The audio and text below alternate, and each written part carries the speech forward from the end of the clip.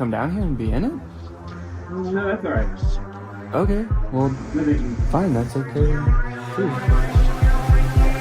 Okay, I'll do it. What's up, Greg? Welcome back to my YouTube channel here on youtube.gov. I'm here today, as you can see, with a very special guest. Can't wait to see who the special guest is. I'm just kidding, guys. Or Danny? Danny, the camera's over there. You don't want to look at the camera right there. No blinking. No blinking. It's disrespectful. Yeah, I got a special guest here, Drew Gooden. Everybody say hi. And I had kind of a fun idea to film for a video today. Today, we are going to be speed running conspiracy theory rabbit holes. I don't want to look at a rabbit's hole. Can we start the video over? I don't want to look at a rabbit's hole. I want to look at a rabbit's dick. Yeah. Well, I'll look at the hole if it's attached to the dick. Mm-hmm. But not any other. Are we washed? Before Drew got here, I created a brand new Instagram account with no algorithm, and I also created a brand new YouTube account with no algorithm. And what we're gonna do is we're just gonna type in a conspiracy theory into the search bar and see what reels Instagram gives us, see what videos YouTube gives us, and we're just gonna try to keep getting more and more crazy ones for that conspiracy until we reach maximum conspiracy, and then we'll be radicalized. Yeah, that's kind of the goal today, is to get radicalized and kind of like have completely different beliefs after the video than we do right now. So I think it'll be tough to know exactly when we've reached maximum conspiracy for each theory, but I'm thinking somewhere along the lines we'll feel like we're ready to assassinate a senator or something like that. Yeah, usually at that point it's probably time. It's probably time to assassinate a senator. That's usually how I know it's time to assassinate a senator. Yeah, once I want to. Well, I guess the most basic conspiracy that we could start with is flat Earth. To me, it's not even a conspiracy theory. Because if the Earth wasn't flat, I'd fall over. Not fall off, you'd fall over. Fall over because of the slope. Have you ever tried to walk up a hill? And don't say that hills is proof that the Earth is curved. No, every time I've walked up a hill, I fell over. Exactly. So, what are we just going to search flat Earth or flat Earth? I guess it's kind of telling what the fittest flat earther. If someone has a conspiracy theory, I will only believe them if they're in really good shape. All right, we're just gonna search flat Earth. I guess we could go through some of these pictures, but really what I'm looking for is an Instagram reel. I see the craziest stuff on Instagram. Are you yawning already? I'm so bored. 33rd degree Freemasons, who are also Satanists, provided us with the glow model to deceive and mislead us. Oh. Yeah, so the round Earth is like a prank by the 33rd degree Freemasons who are also Satanists. Yeah. I like the first comment. I'd love to learn more facts around this. People think I'm wacko for suggesting the Earth could be flat. You are. Can you downvote on here? You're saying he harmed an animal? Yeah. Yeah, that comment pissed me off so much, I'm gonna go kick my dog. Yeah, it's his fault. What is the photo? These are all different ancient civilizations, how they thought the Earth looked, which is all flat. Oh, so it's sort of like this many people can't be wrong kind of thing. Yeah, even though they are all wrong. What's going on with the Australian? If you live in Australia and you watch my YouTube videos, stop. They probably watch them backwards too, because everything's upside down. Yeah, toilet flushes the wrong way. When you poop the toilet, it just comes out. I am so tired of it. I make a mess every time. So this is interesting. So Mars is like a hexagon? How can we view Mars and the other planets as mere balls of dust or gas? I'm gonna start saying that about my own balls. How can you see these as mere balls of dust and gas? Instead of what they really are. Balls of skin and cum. If gas on Earth isn't significantly affected by gravity, how is it possible that Jupiter, supposedly a massive ball of gas, has a gravitational force 2.5 times smaller than Earth? It's all a lie. Space is fake. All right, they had me until space is fake. I know space is real. I know space is real. That's where God lives. That's where God lives. Wait. Space is fake, but even in their own picture, they say this is Mars. They know that Mars is real. Then where is Mars? Australia, maybe? Oh. So Australia's not flat then. So maybe the Earth is shaped like this, and we're here, Australia's here, and that's where Mars is. Oh. When did you learn how to do that accent? I just freestyled it. That's crazy. Is that what they sound like there? That's hilarious. Mars. Well, where the frick are the reels? I thought they were gonna be... shit, I don't know how Instagram works. Where's the videos? Maybe now that I've searched it, it's gonna be my reels.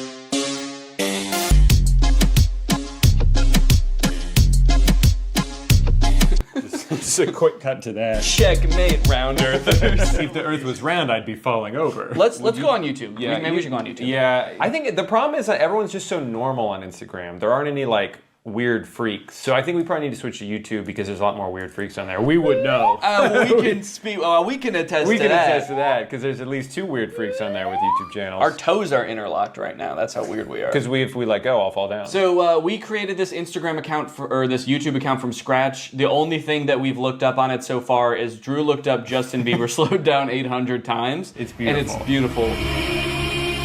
And we also listened to Sneaker Night by Vanessa Hudgens.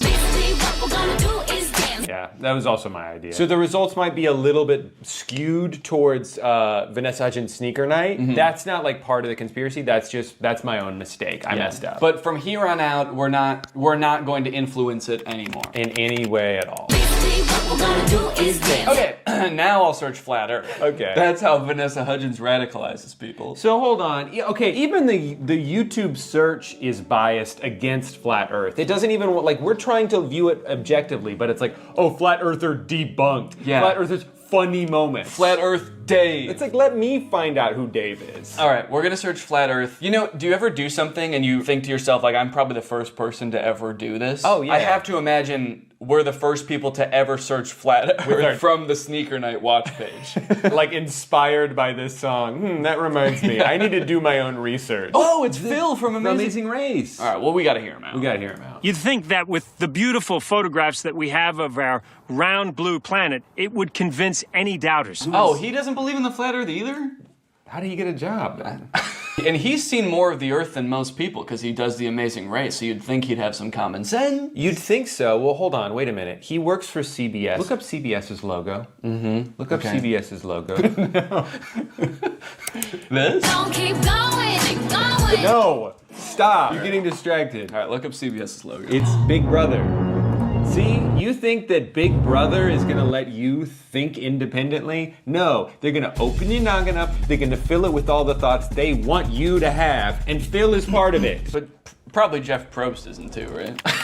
Yeah, we're free thinkers. Basically, what we're gonna do is YouTube Shorts. Maybe we should be looking at more shorts. All right, if you two could shut up for a second, I have an important announcement. Today, I want to help you guys out with your budgeting a little bit. You can budget your car payments better, your travel, your groceries. Does that sound good? Well, then listen up, because we're going to talk about Rocket Money, the sponsor of today's video. Rocket Money is a personal finance app that lets you lower bills, cancel unwanted subscriptions, make custom budgets, and lower your savings all in one place. With Rocket Money, you can create a custom budget for any category in seconds. The app shows you where your money is going at all times and identifies your top spending categories and even gives you insights on how to better budget in the future. As someone who spends a lot of money eating out and not as much as I would like on travel, this is a great way for me to visualize like how much spending is happening in each category, where I can cut a little bit, where I can add a little bit. They'll also notify you when you have upcoming charges or when your balance is low. That way you can avoid overdrafts and late fees. And if that wasn't cool enough, Rocket Money can also help you lower your bills. Rocket Money automatically scans your bills to find savings. They can help negotiate bills for you, whether it be your internet service, your cable bills, and more. So you don't need to worry about those pesky customer service calls.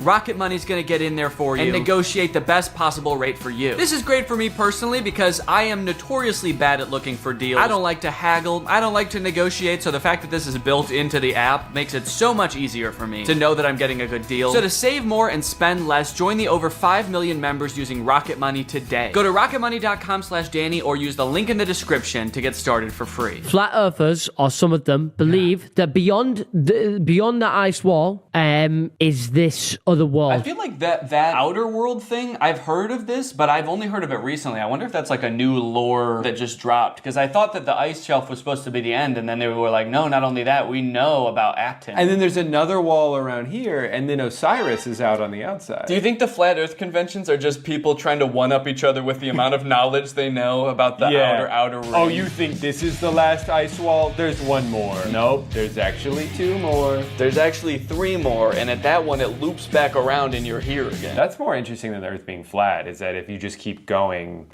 well, that actually is just with the Earth, is if you keep going along the Earth, you end up back where you started. So we kind of all believe the same thing. They just have more ice walls in their theory. Talking about how there was this one man that went to Antarctica on his expedition back in the day, and I can't remember his name. Flat Earth. Can't remember his name. Can't remember name. Sneaker Night, extended cut. I can't remember his name. It's probably Vanessa Hudgens. Vanessa Hudgens, Sneaker Night. Proof of Sneaker Night. Internet famous flat earther has gone all the way to Antarctica to put his theory to the And he test. proved himself wrong. They always prove themselves wrong. I want someone to prove himself right. Just once, please. Just once. I mean, that's the thing though, is like the internet is it creates little bubbles for you. So if we did have an algorithm that was pro flat earth, it would be littered with flat earth videos and we would be like, this all confirms what I already believe. Where's that guy's mouth? Yeah, if the earth is round, where's that guy's mouth? Well, gravity's still technically a theory. We know that there's an up and a down. As far as Coriolis, I was in the military and I've shot weapons and... She's just threatening him. Yeah. Basically, you're going to believe what I believe because I have a lot of experience with guns and missiles. As far as Coriolis, I'm gonna fucking kill you. What kind of weapons, if you don't mind me asking? Like ICBMs? Well, I'm wearing a vest with a bomb on it right now. Okay. What will it take for you to detonate that? If you say one thing that makes me question my beliefs, I'm gonna kill all of us. Okay. And so how do you feel about sunsets? They think that there's like these enormous structures. It ignores something that everyone knows. There's this enormous water table that's underneath the pyramids. What's a water table? It just means that there's like water, like a well of water. I think because of the Nile. Like, you know how when you're at the beach, if you're not at the water, but you dig a hole, there's water under there because you're close to the water. So the pyramids, if you dig below it, eventually you get to water. Right, So there yeah. couldn't possibly be like a big guy down there. Oh, right, because he would have drowned? Okay, next conspiracy, alien. What should we Google aliens wise? Aliens wise? Are aliens wise? Aliens wise? Yeah. Are like, are octopuses alien A group creatures? of scientists that were speculating that octopi had come from somewhere else, and frozen eggs had actually come from somewhere else. And the reason behind this theory is that octopuses are freaking weird. It's like that. How could something like that exist on Earth? Because they look so fucking weird. They must have come from some octopus-shaped planet. And also, if the Earth is flat, how could there be? So hold on. Can you? I need silence. Were you gonna say, can you call me back? Can you call? I'll call you back later. I've heard theories like this before about like some life coming from other planets. There's a theory that like all life comes from another planet. Like an asteroid had life on it and came from some other planet after like it got hit by a meteor and then that came here and that's how life started on Earth. And to me that just feels so lazy. They're like, how did life start on this planet? It came from a different one. And that's all we need to figure out. Right, but then because then it's like, well, how did it start on that planet? An asteroid. Oh, from a different planet? Yeah, that makes sense. Okay, well then follow-up question, how did it start on that original planet? Like where did it come from? God drew what? God drew an asteroid that came from another planet. The octopus is still extremely similar biologically to us. You look at an octopus cell under a microscope and you wouldn't be able to tell the difference. Right. Yeah, but you know when you can tell the difference? When you fucking look at an octopus and you look at a human. We're not so different, you and I. If I look at you like this, I can't see shit. You might as well be an octopus up against my face. Veteran describes strange alien encounter in Vietnam. I like that strange is in all caps. What if it just said, veteran describes pretty normal alien encounter in Vietnam? They should have done veteran in all caps out of respect. And we should probably stand for this out of respect. Yeah, I think so. Whoa! Dude, it's not flat at all in here. There in the shrubbery coming out of it are little gray entities about 4 foot tall. That's how I'm trying to be. Oh, you're just saluting? Till the day I die, I'll remember what the little entity said to me.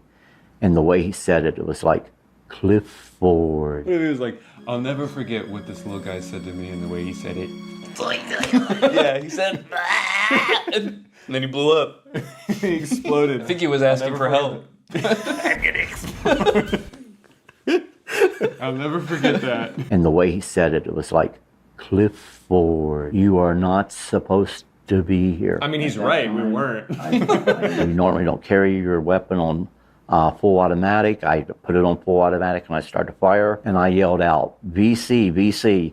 And that was to alert the other troops that we were no longer alone, that there were a number of little guys there, I'll put it that way. I'll put it that way. I'll put it away your brain can understand. Little guys. So the alien said, what are you doing here, Clifford? And that's how I knew he wasn't from Earth. It was dark. There was a small guy in the bushes who asked me what I was doing here. Gotta be an alien. Gotta kill the alien. Gotta kill him. Oh, he already exploded. Job's done. Said, even though we're at war, we don't put our weapons on full automatic. I did just for this guy and no one else. And I killed him. Also, is this guy's name Clifford or did he? His name's just Veteran as far as I know. That could be why he's so confused too. Yeah. I'm not fucking Clifford! You are not supposed to be here. I feel like this illustration's doing a lot of heavy lifting in this story. He's just describing a pretty normal encounter, but then because of the illustration of aliens, it's like, man, they must have been aliens. Yeah, But- a little guy came out of the bushes. He looked like a regular Vietnamese man, and the picture is of like an octopus. So all of the comments believe him and are pissed. They're like, way to Yeah. go, Clifford. The little dudes were trying to bring about peace on Earth, and you blasted them. Like, way to go, man. We almost had peace. And you gave them a demonstration that we are a species not to be trusted or helped. Good job, Clifford. They're like, your story is 100% real, and we hate you. Well, and then this person's on his side. It's like he's been consistent about these events ever since they happened. Yeah, because that's how he remembers it. You can still be consistent about something that didn't happen. Wasn't used to the ganja. Just imagine smoking this 35% THC they smoked back in 1980 when they smoked weed that had to be 6 to 8% THC. I am sure I would have seen some crazy shit. And let's go ahead and report him for animal abuse.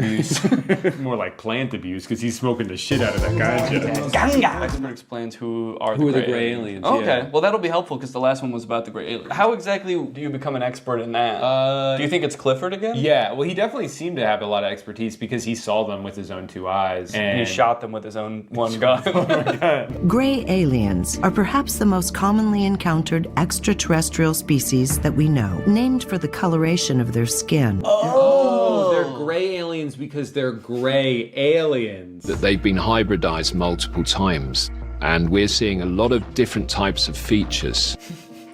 So there's a basic... I can't get into them now, but we're seeing many types of As features. this is only a YouTube short, I simply don't have time to go into great detail. Wait, my son got kidnapped by them when he was 9 years old. He was missing for a day. He told us that they have created us humans and need to create more humans in other planets and need his blood. I believe my son. Let's click on this guy's profile. Bullying his son. My son played with them when they abducted him, and he confirmed that they acted like little children. And they said, Clifford, what are you doing here, Clifford? Aliens think everyone's name is Clifford. Oh, what up, Clifford? Welcome back, Clifford. I think every human they see is the same human that they just saw. Good, you look very different today, Clifford. What a strange planet only inhabited by one man named Clifford. Who changes shape every day. Don't shoot me again, Clifford. Your bullets have no effect on my robot body. But they have extreme effects on my feelings, Clifford. It's the intention that hurts. As my son has mentioned, when he was inside the ship... As my son has mentioned countless times, you guys. My son, who's an expert, 9 years old, got abducted. It's a computer-based reality which they created long ago, and many souls were kidnapped and then put inside these machine bodies, so they used what is known as spiritual necessity. Do you think this guy's ever done drugs? No. He's too busy. He's trying to get his son back from the aliens. I believe him because they were in my house around 1997. Unfortunately, I panicked so badly they didn't speak. I regret it now. I might have gotten answers, but I couldn't believe what was happening, and I had 3 little girls asleep in the house.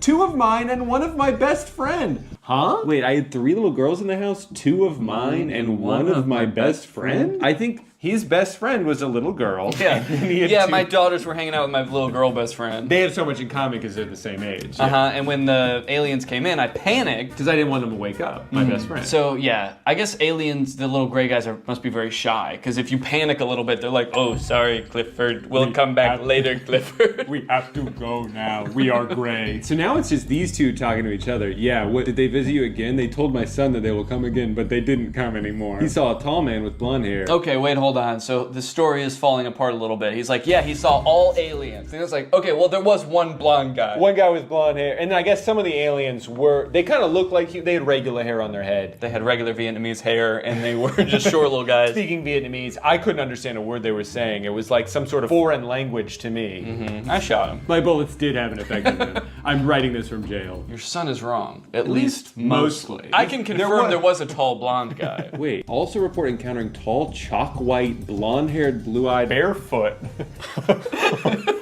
Barefoot. So he's saying that people who were abducted by the gray aliens often report the presence of a Drew-like entity as well. Yeah, and that is how they refer me, as the Shining One. And they do not blink.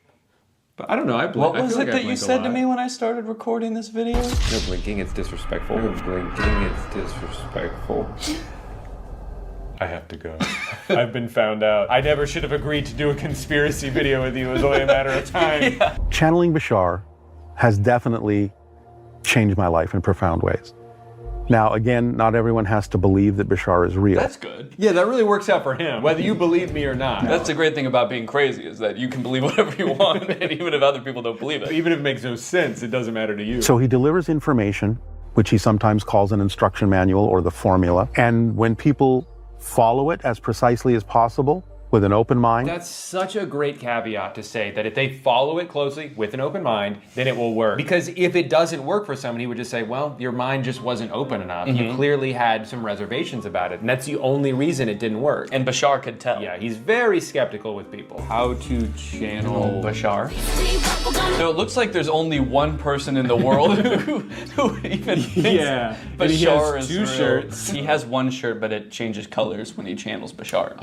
Would we go insane if we saw a video of Bashar? That's a great question. I was wondering if we would go insane if we saw a video of you. Of you? Oh, he's channeling Bashar. So I think Bashar is speaking through him. It depends on the mechanism used to capture the image. I mean, I have to imagine that there is some pre-existing lore about Bashar that if you were to see his face, you would go insane, and that's why he has to be channeled through people. Right. And so that's why she's asking this question. I like to imagine that she just came up with this out of nowhere off the top of her head. Hey, I really love everything you're preaching here today. I just want to know, like, would someone go fucking crazy if they saw Bashar in real life? And he's just like, it depends. It depends on if they have an open mind or not. Also, BasharStore.com? Yeah, that's where you can buy Bashar. Okay. I didn't think that this guy was like grifting at all before, but now I'm a little worried. Oh! Do you want to go back to 2011? How about 2003? How about 2000 through 2003? RSVP to Bashar? Yeah, the session looks like it's taking place about a month after September 11th. Unrelated. So I have to stream him channeling Bashar? I feel like I should be able to just channel Bashar myself. No, I think you're going to need to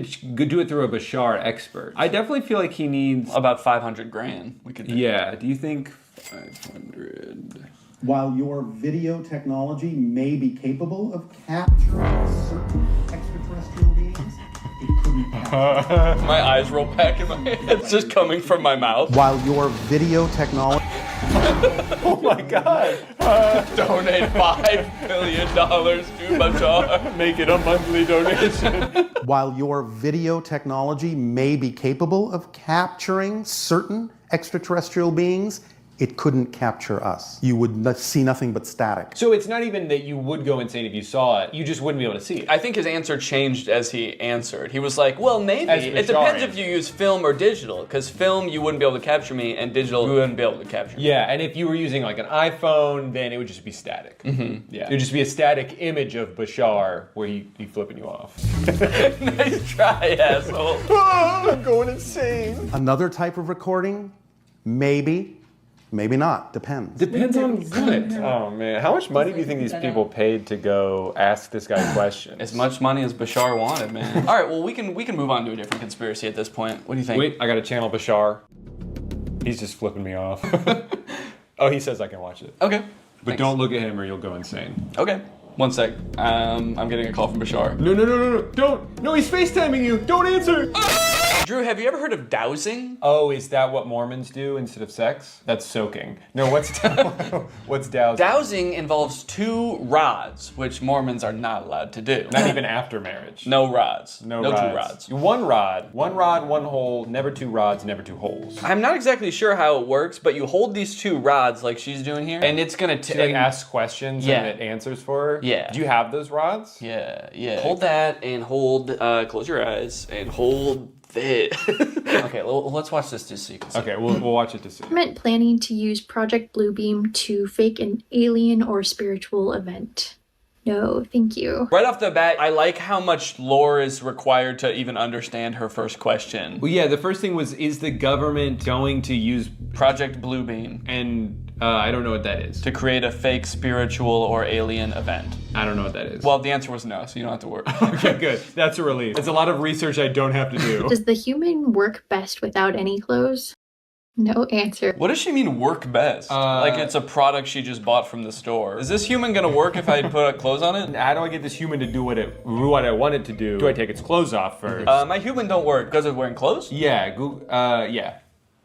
I had nothing to add to that, sorry. Does space have wormholes? Yes, thank you. I'm curious who is providing the answers. Maybe she's connecting with some kind of spirit or a alien, maybe? Yeah, who is she asking ultimately? It's not aliens, it's just the rods. So Reiki, energy work, and spirituality. So is she connecting with a ghost? Like a spirit? Oh. How the fuck would they know if there's wormholes in space? Well, because they died. And they went? When you're dead, when you're dead, you find out. Okay, so she's holding the rods. She's communicating with ghosts. The ghosts are just sort of like coming up and going this way, or they poking it the other way. Yeah, sometimes they actually go like, yes. Yes, humans do work better naked. Plot twist, she is being answered by her own subconscious mind. Man, that would be a crazy twist. That would be crazy if she was actually just kind of like making this shit up. That's the last thing I'd expect. Does she sell the rods, or is she like that other guy where like only you can't use the rods, only I can. You can't communicate with Bashar, only that guy can. Yeah, sure, you can hold the rods, they're not gonna work. They're not gonna answer your question. So when she posted this over a year ago, it was already on sale to $14. Now $11. They just keep getting cheaper. Wait, 99.9% copper. What's the other? What do you think the rest is? Bashar. 0.1% Bashar dowsing rod for ghost hunting tools, divining water, treasure, buried items, etc. Oh yeah, I've seen these used for ghost hunting and like finding things. So you go like, is the treasure this way? And the rods go. Are they magnets? I don't know. Go on YouTube and search like treasure hunting with dowsing rods. So would you just follow them, or they're saying yes, no, yes, no? Oh, X marks the spot. Gotta dig. Hands out and he's in a graveyard. There's treasure everywhere. I just don't understand who he's contacting. Is there a ghost whose job it is to help you find treasure? A greedy ghost who wants you to finish the job. Guys, if you don't think dowsing rods is real, when I die, my unfinished business is going to be helping people find treasure. So if dowsing rods don't work now, they will in about 2 months. 2 months? This is how you program your dowsing rods. Program? Help me find treasure. Help me find treasure. Kill Danny. Kill Danny. How would they kill? They would go and spin so fast they slice your head off. Hey, you don't want to fuck with dowsing rods, man. Especially not the ones I just told to kill you. It's important clarification. It's not the rods that answer, it's the spirits you communicate with. The rods don't know shit. Yeah. The rods are merely a vessel to communicate what the spirits have told them. You could really just hold your fingers like this. You don't need to buy those stupid rods. Okay. Spirits. Am I in love with Danny? Spirits. Kill Drew. Everyone's yes and no is going to be different, so you should ask your rods to show you a yes. Can you show me a yes? A dead bird falls from the sky. Thank you. Oh, so it has nothing to do with... Okay, I can put those down. Dowsing twig. Oh, you can use just a dowsing twig, according to Wikipedia. Oh, could we make one ourselves? As long as it's L-shaped. You got anything L-shaped in here? No, only W's in here. Chat, spam W in the chat. Chat, spam W in the chat. Spam W in the chat. I'm recording another video over here. Just chat, spam W in the chat. Spam. Yo, you been live streaming this? Yep. At twitch.com/Danny. Chat, kill Drew. No, chat. Keep Drew alive. All right, let me see if I got anything L-shaped in here. No, I don't think so.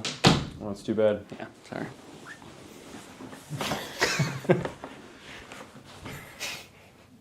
Are you still Danny, or I hear some screams from the It is me, Bashar. Wait, I have to film you. It's just static. A static image of Bashar flipping me off. And his dick's out, too. Hey! Classic Bashar. You know what they say, if you see Bashar, you go insane. If you see his dick, you suck it. You gon' suck it. That's what they say. If you see Bashar's dick, you gon' suck it. That's what he said in the video. Oh, yeah, no, I saw. It was on the YouTube short. He said, yeah, it depends on the type of video technique, and if you see his dick, you go suck it. What do you think this is? Just how to chug a pint of any liquid in a second. You can drink anything in one ginormous sip. Was it coming out of his nose? And that wasn't the drink, that was blood. Yeah, that was, do not do this. I said, if you guys live in this private jet for 100 days, I'll let you keep it. It's a really nice... If you guys can survive this video of Bashar, I will give you $5 billion. Well, just a warning. If you see his dick, you gon' suck it. You scared of Pepsi? We're gonna get this in the glass. Wait, how did we get in chugging content? We watched several Dowsing Rod shorts, and then it recommended a chugging video, and then was like, oh, you like chugging videos? Sure. The lack of videos saying these conspiracies are real on YouTube really makes me feel like you gotta be so dumb to fall for them, because like they don't even show up. Like YouTube is actively trying to hide them from you. Have to be like, no, I'm certain this is real, and you have to be so convicted in that for the YouTube to finally be like, all right. But some people just fall down those rabbit holes. Guys, it's time to go big boy. All right. All right. Well, I think we've gone through a decent amount of conspiracies. Flat Earth, aliens, dowsing, Bashar, and all the other ones. And all the other ones, etc. Etc. Ugh, don't get me started on etc. Yeah, she was a wild thing. So, what do you think that you've learned anything today? I mean, do you think that you? Okay. See you guys next time. What's up, Greg? If you've seen my video about the Disney Channel original movie Zombies, then you know I have some deeply troubling feelings about that movie. It's a very poorly made, weird, cobbled together metaphor for racism. And on top of that, a lot of the lore surrounding the zombies doesn't make any sense. So I ended up walking away from that movie feeling like I had so many unanswered questions, which is why when I found out there are 2 more movies in this franchise, I was honestly thrilled. I could actually get some answers to my questions. They'll dive into the lore a little bit deeper. Then I watched the movie and realized that was a very dumb assumption to make. This movie does not answer any of the questions that you might have had about the first movie. In fact, it introduces a whole bunch of new lore that like is even more confusing and also kind of contradicts with the lore from the first movie. Now, all of that might lead you to believe that this movie is gonna be really bad, like even worse than the first movie. But honestly, this movie is not that bad. Also, it has 100% on Rotten Tomatoes, so technically speaking, this is a perfect film. So strap in and get ready, because I don't know if you've ever seen a technically perfect film before, but this is what one looks like. The movie starts off right away, changing the lore that we all know. Welcome back to Seabrook, where belonging is everything. It wasn't always this way. There was a time when we had to protect ourselves. Right, we all remember that. In the first movie, you explained how the power plant blew up, zombies invaded the whole town and started killing and eating people. How could we forget? Legend has it that when the first settlers came to Seabrook, they found wild beasts with sharp claws lurking in the forest. Wait, so these beasts are different beasts? These are a different sect of beasts? Which sparked an epic battle. There was a war? Seabrook settlers bravely fought off the monstrous attack and discovered a powerful energy source. And that mysterious power source basically powered the entire town until that one fateful day when it blew up and created beasts.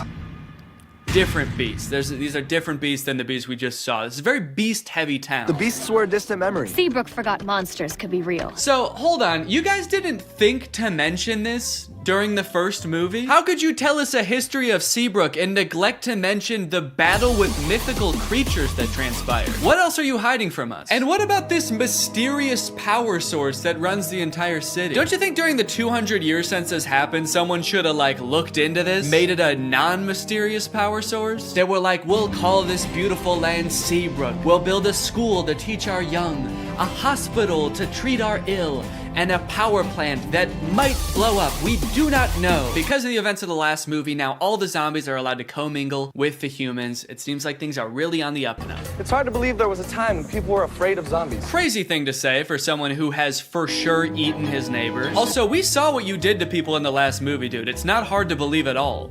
I'm still scared of you. Then we check in on Addison, who you may remember from the first movie by her platinum blonde hair that for some reason in this universe makes her some kind of sick, disgusting freak.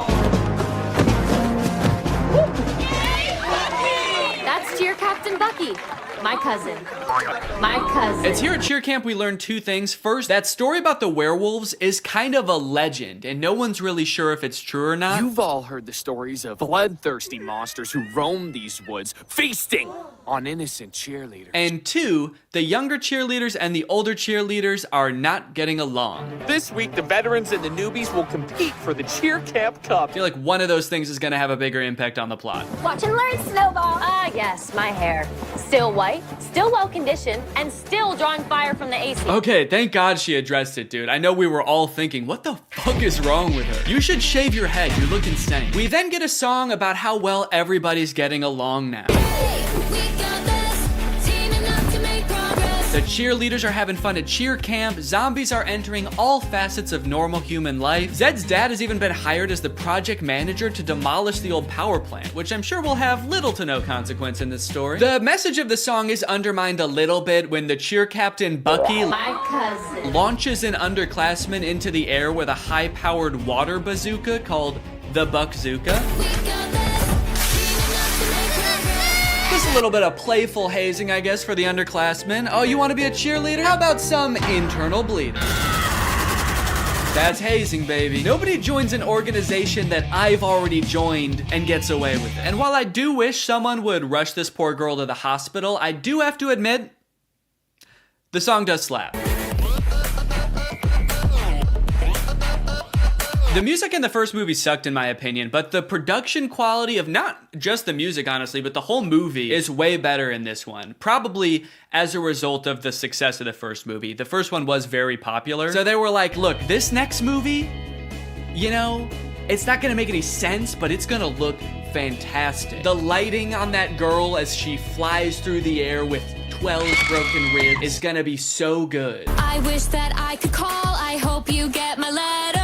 Addison is hoping that Zed will write to her while she's at cheer camp. They have a bit of a love connection going on, as you'll remember from the first movie, but Addison never will get those letters because the older cheerleaders are shredding them and turning them into pom-poms for the underclassmen to use. Addison, I hate to say it, I don't think these cheerleaders are teaming up to make progress with you. I think they're conspiring to ruin your life. On the way home from cheer camp, love is in the air. Cheerleaders are asking each other to prawn. Yes! I got invited to prawn! Which is Seabrook's version of prom. Their mascot is like a shrimp or something, so I guess that's why it's called that. And for the first time this year, zombies are allowed to go to prawn. Bree is actually hoping that Bonzo will ask her to prawn. Getting invited to prawn sounds great, but Bonzo won't even look at me. Meanwhile, Bonzo is locked in on her, carving her face into a threatening-looking apple. And Addison gets a surprise of her very own because Zed has devised a very intricate way of asking her to be his date. Addison, will you?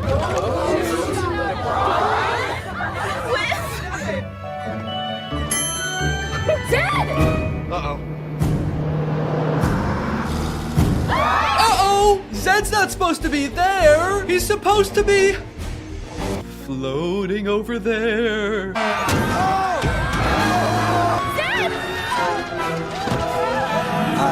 Addison, help!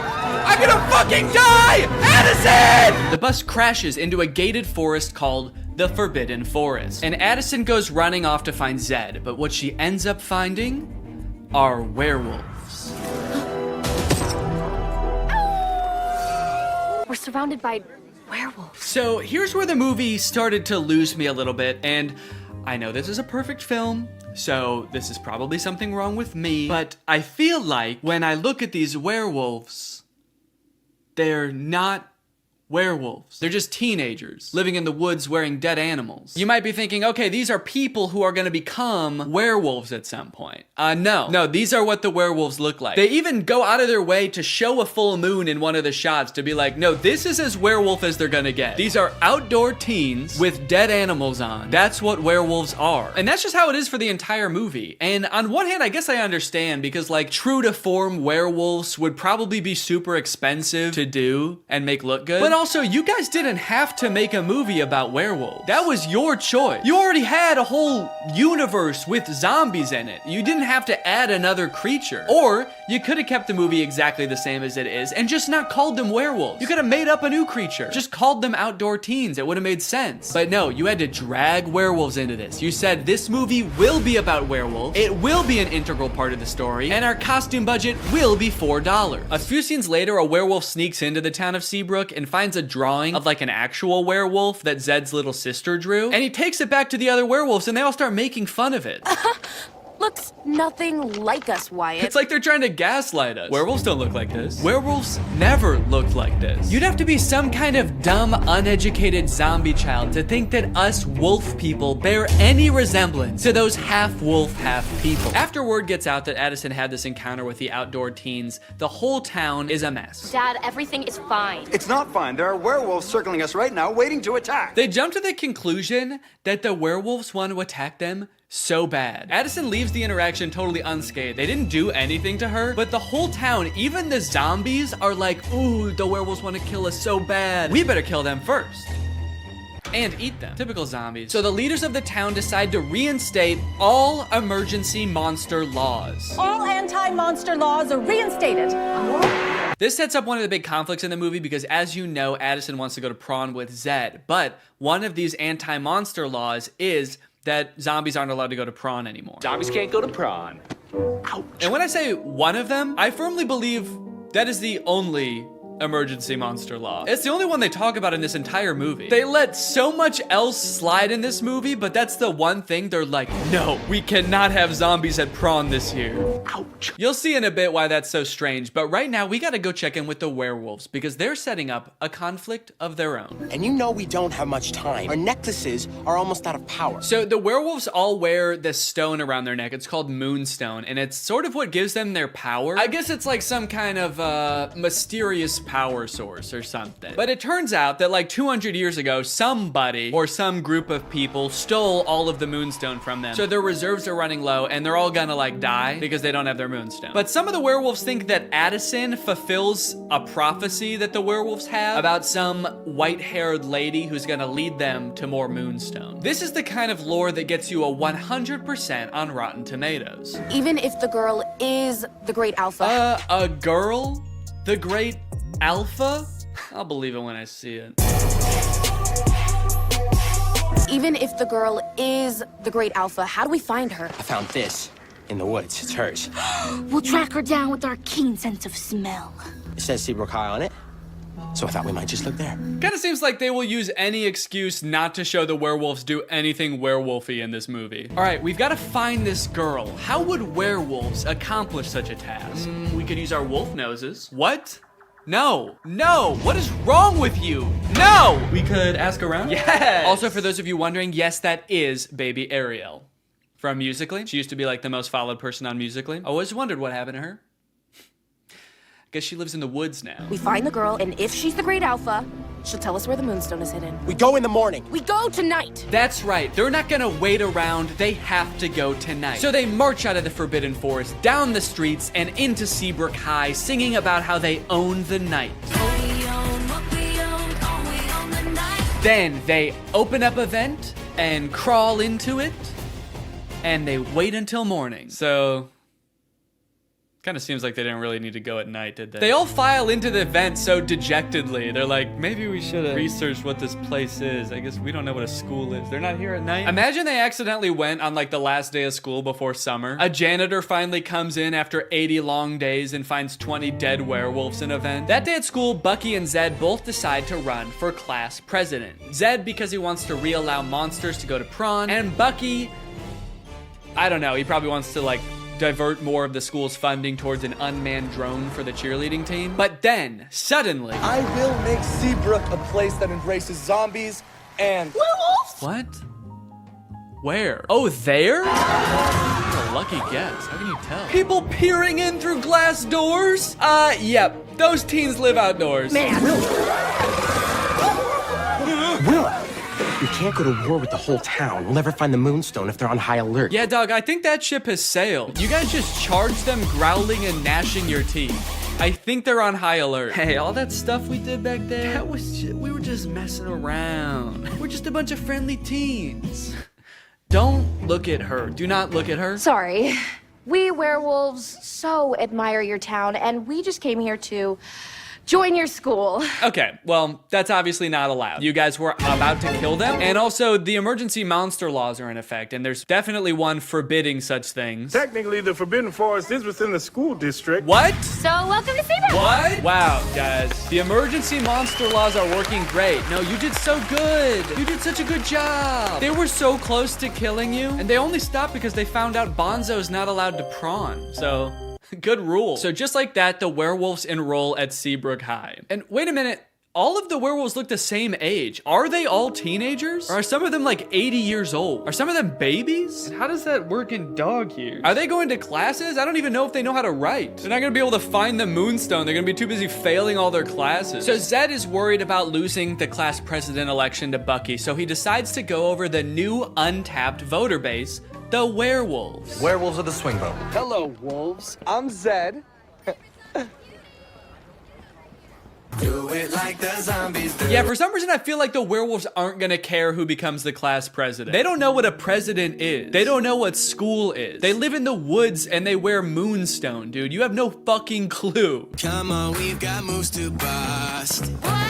Throughout this whole movie, Addison has her own thing going on too, where she just feels like she doesn't belong anywhere. That's right, despite being a bleach blonde cheerleader at a Disney Channel high school who was literally elected captain of the cheerleading team in this movie, she just doesn't fit in. I don't feel like I belong anywhere, where. Which makes her that much more susceptible when the werewolves come a-knocking. The werewolves are starting to get desperate, and given that they think that Addison is the great alpha, which again, she could not be, they bring her back to their cave and ask her for help. I believe you're the great alpha. I believe you're a werewolf. That's it. That's why she doesn't fit in. That's why she has ugly hair. It's because she's a different species. It finally makes sense. So they do a little dance, they do a little wardrobe change, and now she's a werewolf. Damn, that was a fast costume change. Did she know they were gonna rip her clothes off down there? This seems terrifying if she didn't. The rest of the gang gets worried when they realize Addison is gone with the zombies, so Zed shows up and he just fucking kills one of them. Holy shit, dude. And we never see that guy again. I think he's dead.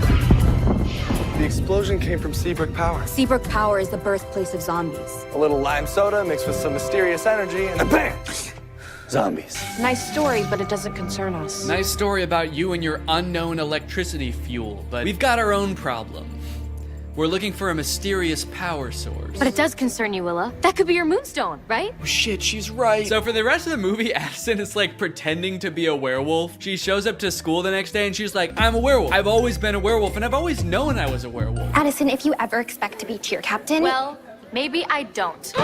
Maybe I'm not meant to be cheer captain. Maybe I'm meant to be eating gerbils.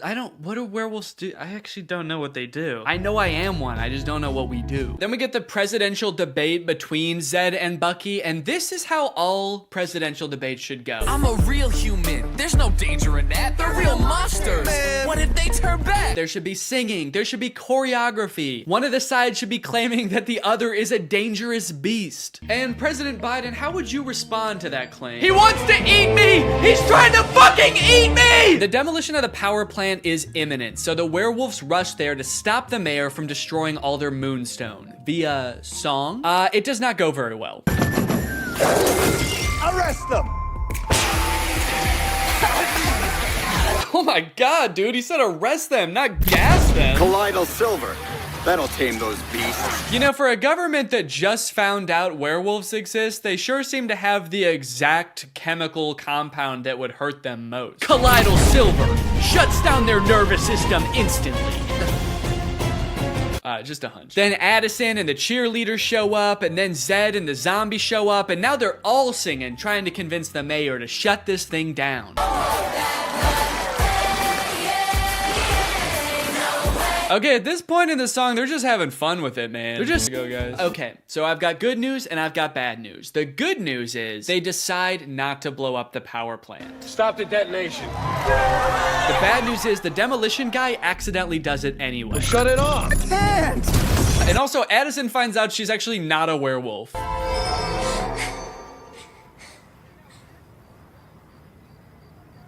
Am I?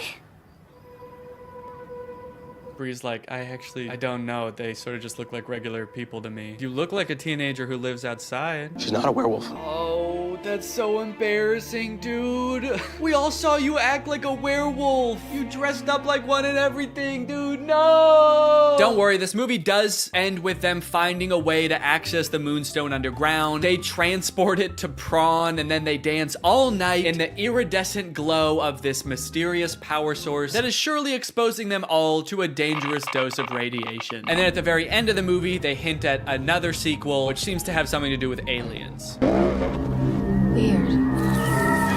And that is Zombies 2. And now it's time to talk about our sponsor. This video has been sponsored by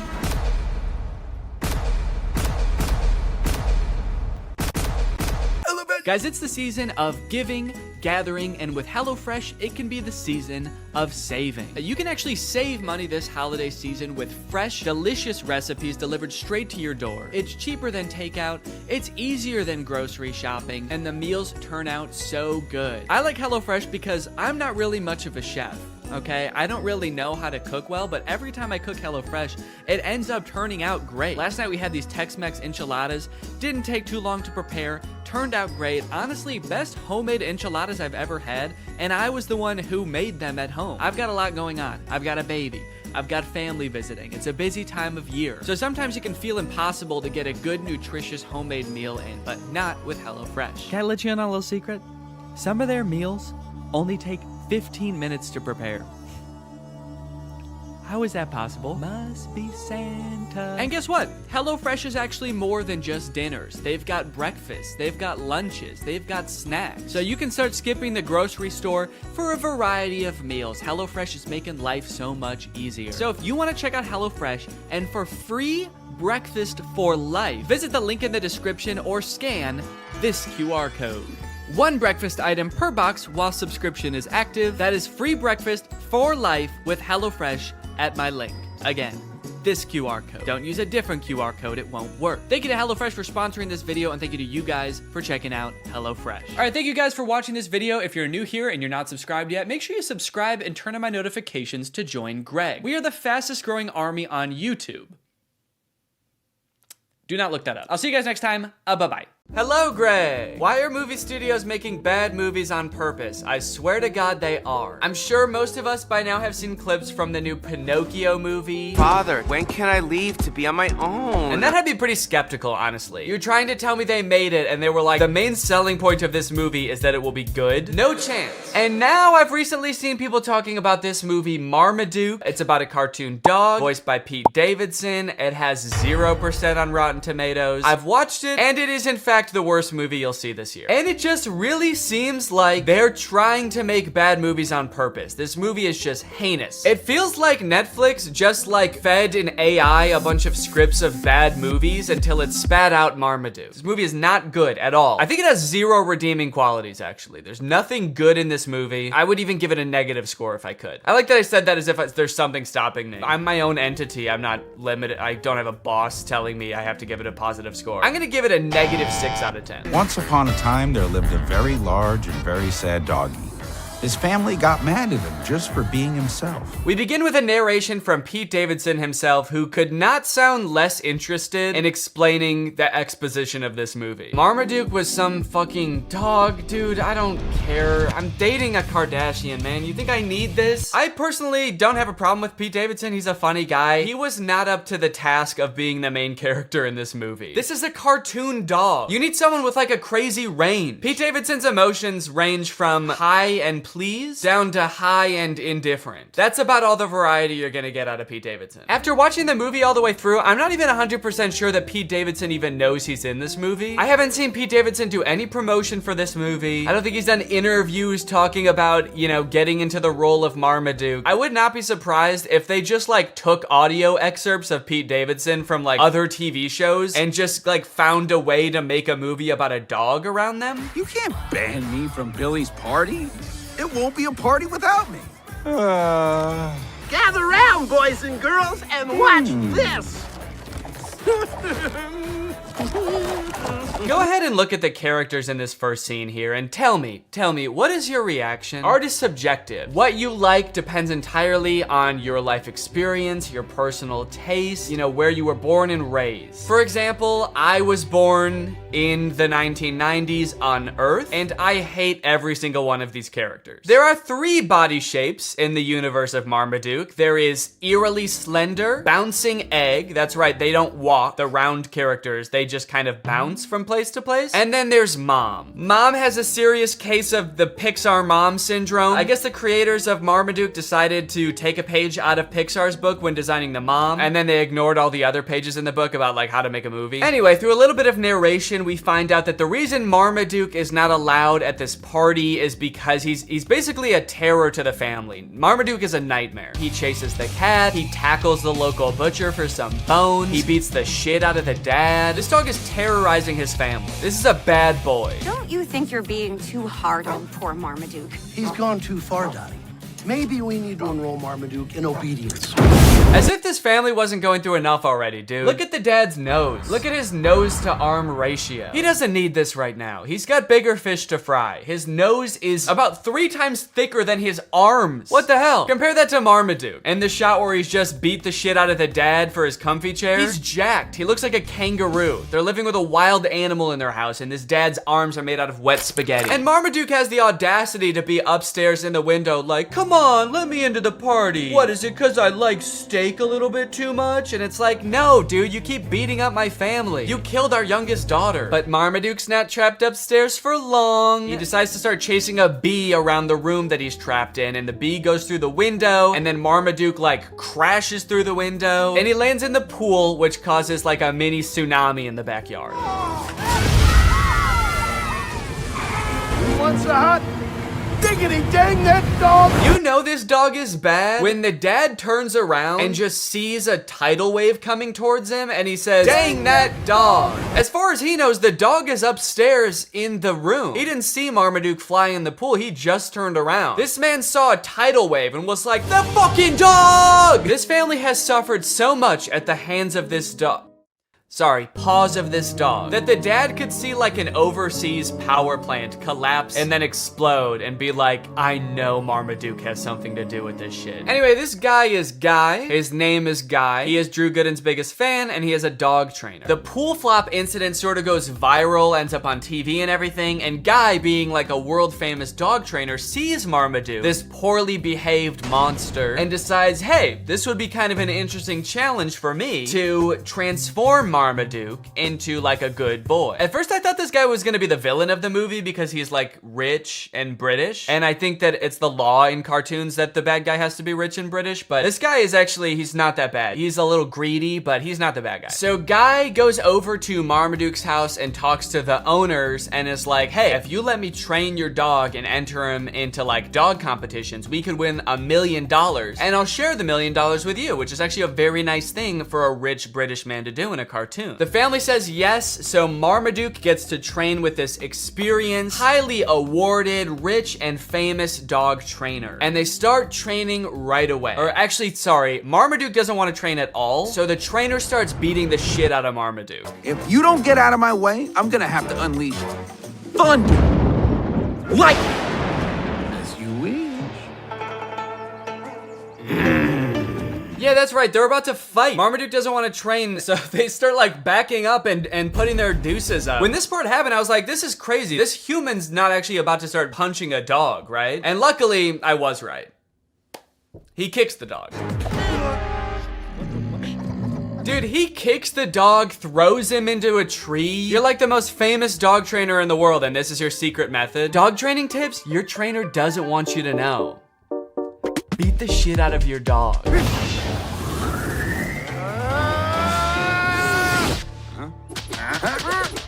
That's enough for today. That's enough for today? You didn't do anything. You just hurt a dog. You didn't teach him any tricks. He doesn't even know how to sit. All right, the first trick we're gonna learn today is how to dodge a punch. Okay, it looks like you didn't get it today, but we'll try again tomorrow, okay, buddy? Anyway, I guess after showing Marmaduke how violent he is and all of his like cool martial arts skills, Marmaduke is like, wait, actually maybe I do want to get trained by this guy. And they make it seem like it's because like Marmaduke is so impressed. I personally think it's because Marmaduke is so scared. He does agree to finally be trained. So cue Marmaduke getting trained montage. Or sorry, Marmaduke getting tortured montage.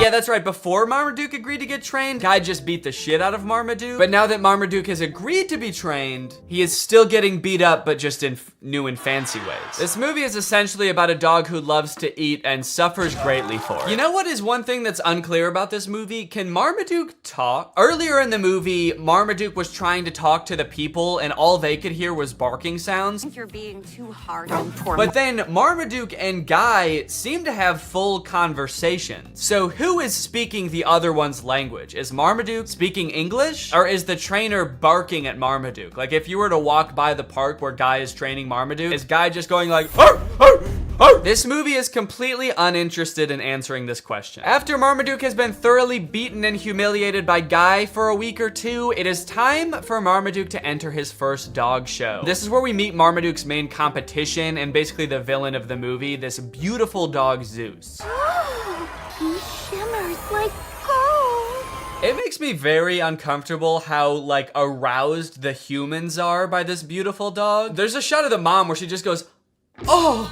It's like, holy shit, calm down, dude. It's a pretty dog and that's that. Actually, not even a pretty dog. I don't really even like the way that dog looks. So Zeus is like a bad, evil dog. And while Guy is out of the room, right before the dog show starts, Zeus convinces Marmaduke to eat like all of the food at the banquet that's supposed to be for the banquet after the dog show. And this part is very disturbing. Oh, Marmaduke, you idiot! How are you gonna perform, dude? How are you gonna compete? You can't even walk. This is where the movie gets gross. The sound effects of his like gurgling belly make me want to throw up. Then he somehow becomes skinny by farting once. I guess he farts out all the food in one foul fart. And when I say foul fart, that shit does look foul. When he did that, I was like, wait, holy shit, he can do that? Marmaduke has the ability to fart out food that he just ate, like all of it. But then it's even more confusing because he gets onto the floor at the dog show and all of a sudden like plumps back up again and starts farting some more. And it's like, so where did the food go? Did the gas enter him again and become food again? Was he actually just sucking in? What is happening? Did he fart the food out or not? What are you doing? I gotta go. What the fuck is going on? This is so gross. That's it. I'm never smelling a dog's rear end again. Me too, brother. Gotta go, Marmaduke! Then it only gets worse. Marmaduke flies through the air, lands on the trophy for the dog competition, and he farts, and he shits, and he farts so hard that I thought he might be dying. He gets onto the trophy and like goes from plump to shriveled up like a raisin. He shrivels up into a little doggy skeleton. The dog is very sick. The dog should be rushed to the hospital immediately after this, actually. The cloud of his fart gas like envelops the entire crowd. People are screaming. I think he might have killed people, honestly. This is just an awful scene. I don't know why the writers thought that this would be fun. For anyone, even for kids, it's like, is your dog pooping in the wrong spot ever that funny? I don't think I've ever like come home and my dog is like pooped somewhere she wasn't supposed to and been like, that's hilarious. That's actually good one, Sunday. Dude, you fucking killed it. I should be mad, but that's actually mad funny. To be fair, if I did have like a comically big trophy in my house and I came home and the dog had pooped in the trophy, that actually might be kind of funny. But not if she was also like sitting on top of the trophy as like a shriveled up skeleton and my house was full of noxious gas. That was a disgrace. Congratulations, Phil. You've discovered a new breed of dog. The Not-So-Great Dane. Not-So-Great Dane is actually a pretty light roast considering Marmaduke just like detonated a chemical weapon at a dog show. You sent 30 people to the hospital, Marmaduke. At least call him a Shih Tzu or a Fartsu. Hey, guys. Watch out. It's El Stinko. At first when I watched this, I was like, oh really? The cheerleaders at the local middle school were following like the dog competition news over the weekend? Dog shows are that popular, really? They just happen to be watching? But then I realized, no, this was probably on the news. If this happened in real life, it would be on the news. She shares a home with Scooby-Poo. Yeah, did you see the pile of dead birds? It's actually not that funny. That area is permanently off limits to all life. Anyway, Marmaduke has pretty much brought disgrace to the family. Our dog's a loser. He's not a loser. This movie's getting kind of dark. This is a really somber, like, middle section of a children's movie. He's not a loser! It just turns into Marriage Story. Marmaduke is a Great Dane! Then come to find out that the trainer has actually billed them for all of the training, and it's like a shit ton of money. They go through the list, and it rolls by in this like Star Wars style credit roll, and it's meant to fly by really fast so you can't read anything, but I paused it just to like look through what some of it is. Some of the items on this list are more than the $1 million they would have won at the final dog show. There's things for $29,000, $35,000, $1.4 million. Also kind of a funny detail detail. The writers, I guess, couldn't come up with enough things to actually make the list that long. So they just literally copied and pasted the same chunk over and over. So if you just play it, you'll see like the same thing worth $1.5 million over and over in this list. And it's like, you couldn't just keep coming up with different numbers at least?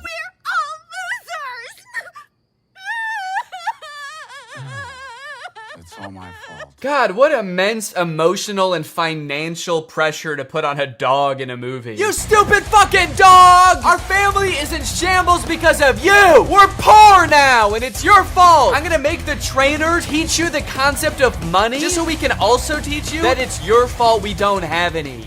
You not so great Dane. As Marmaduke sort of loses his mind and bursts out the door into the rain and starts running down the street, you may ask yourself, is this fun? Is this like a fun movie for kids? An innocent dog reaching the end of his rope, desperate, physically and emotionally beaten to the brink of insanity. Is this fun? I'm gonna be honest, I don't think any kids have watched this movie. I think 0 children have watched this movie. I had to like scroll to find it on Netflix. They were not highlighting this movie.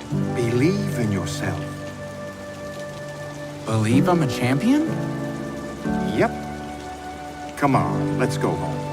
Marmaduke shows up at Guy's house and is like, will you train me again, please? I messed up. And Guy is like, no, you are not a champion. So Marmaduke is like, you know what? Screw it. I don't need you. And he decides to set off on a journey to show him what a real champion can do. He runs to China, and then he runs to Egypt, and then he swims in the ocean, and then he goes home. And I guess that's pretty much all the training he needs. I don't know why he is still so focused on the dog show after that. Marmaduke's like, yeah, I climbed to the top of Mount Everest and then swam to the bottom of the ocean so that I could hopefully compete in an obedience competition at a regional level. I hope that I do okay. It's like, no, all of the things you did just then are like infinitely more impressive than a dog show. At least that's what I thought until we get to the dog show and we see what other dogs do during the talent portion.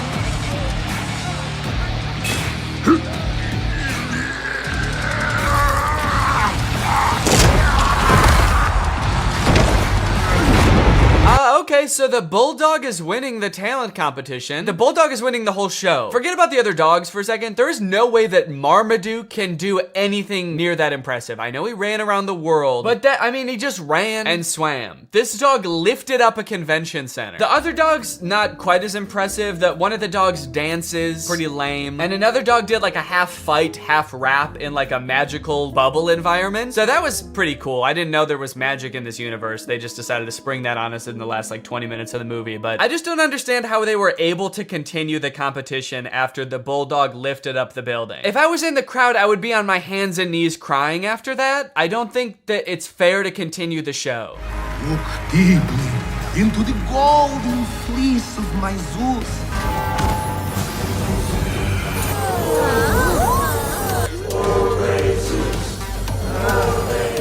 Okay, Zeus actually hypnotizes the crowd. That's actually pretty impressive. Yet another use of magic. I like that they're really doubling down on that in the third act of this movie. Also, I'm getting a lot of parallels from the Disney Channel original movie Zapped in this movie. Although I don't think anyone beat the shit out of a dog in that movie. Also, hang on a second. If hypnosis exists in this universe and it is like a thing that can be done effectively, why the hell did the trainer need to beat the fuck out of Marmaduke? If in this world it's possible to mentally make a dog do whatever you want, what sick thrill did Guy get out of assaulting Marmaduke? It's almost like that wasn't even training and he just, like, what if he did hypnotize him and then he was like, and now the rest of this is just for me. Anyway, it's time for Marmaduke's portion of the talent show. Now, everything else up until this point is so insane that, like, anything Marmaduke could do, even if he did something really cool, would be kind of underwhelming. But, like, even with that in mind, Marmaduke just does the dumbest shit. His boy owner gets on his back and they just, like, run around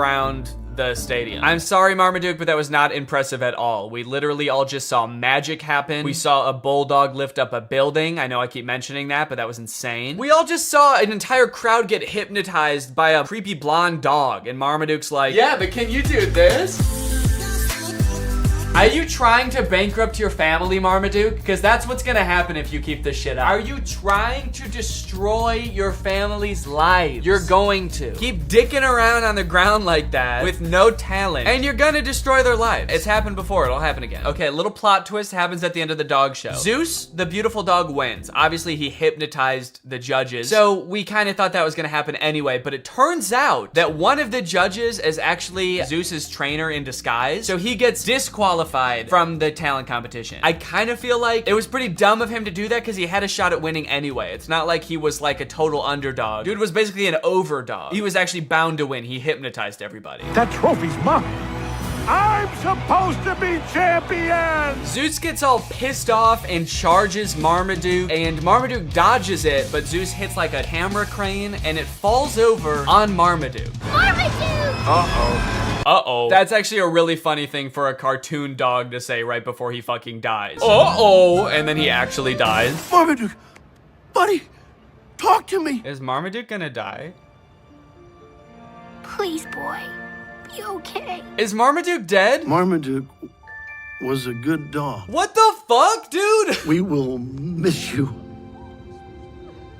very much. Okay, they're spending way too long on this if he's not actually dead. He should have come back alive by now, probably. Is there still time to hit the awards banquet? Jesus Christ, dude. You have to admit, if he did die, that would be objectively the funniest ending to this movie. Marmaduke doesn't win the dog show, and then he dies. And then everyone's really sad, and then the movie ends. In my head, when this was happening, the first time I watched this, I was like, please roll credits, please roll credits. It would be so fucking funny if Marmaduke dies. Oh, fuck, he's alive. Anyways, if this movie couldn't get any worse, it ends with an original song by Pete Davidson about being a dog.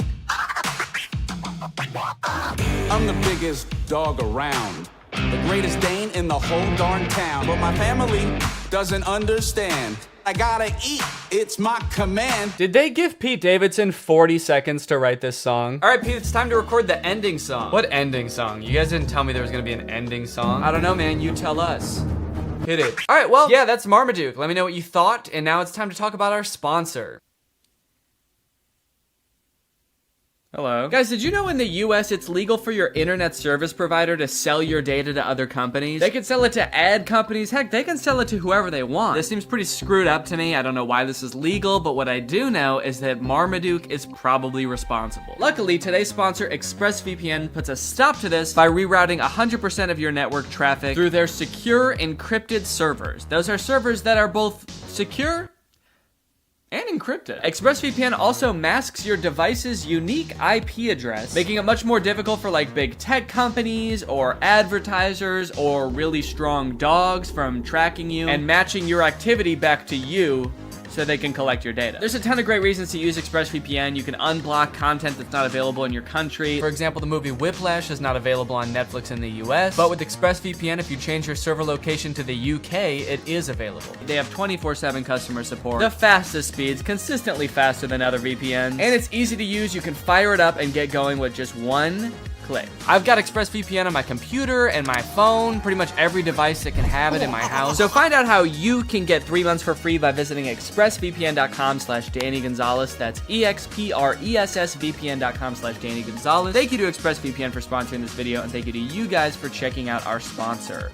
Please get out from under my desk. All right, guys, thank you for watching this video. If you're new here and you're not subscribed yet, make sure you subscribe and turn on my notifications to join Greg. Is that in focus at all? Greg, join Greg. Greg is what I call my fans here on YouTube, my fan base, my audience. But we're more than that, you know? We're a family, we're an army. We are one guy named Greg. So if you want to join, then turn on my notifications and subscribe, and I'll see you guys next time. Bye-bye. What's up, Greg? I hope you're having a very spooky October. So I mentioned this last year in a tweet and also in the description of Spooky Man, but I know not everybody saw it, so I wanted to make this video filling you guys in. There will be no new spooky song this year, or ever again. I'm sorry, I know a lot of people look forward to them. I made Spooky Boy in, gosh, 2017, and at the time I thought it was just gonna be kind of a fun one-off song to spread a little bit of holiday cheer for my favorite holiday, and people enjoyed it. And to my surprise, the next year I started getting requests to do a sequel, which I was not expecting, because I don't know if songs usually get sequels, and maybe that should be more of a thing. Imagine Super Bass 2 epic bass. But anyway, I made a sequel for Spooky Boy, and then I made another one, and before I knew it, it was kind of like a little spooky tradition that every year I would make a spooky song. But I don't know if you've ever tried writing more than 4 songs about the exact same thing, but it's hard. And don't get me wrong, I'm still a spooky person, okay? I haven't abandoned the spook. But at this point, I kind of feel like I've just written the same song 3 times and then another time, but sexy. And I just kind of feel like I'm out of spooky bars. I'm out of clever Halloween puns. I'm out of catchy Halloween melodies. And trust me, I've experimented with a ton of different spooky song ideas, but just none of them hit the same. In fact, as a little goodbye to this yearly spooky tradition and the spooky saga as a whole, why don't I show you a few of my rejected spooky songs? Man, look at all these spooky songs. There's a lot of memories in here. And I really did try everything.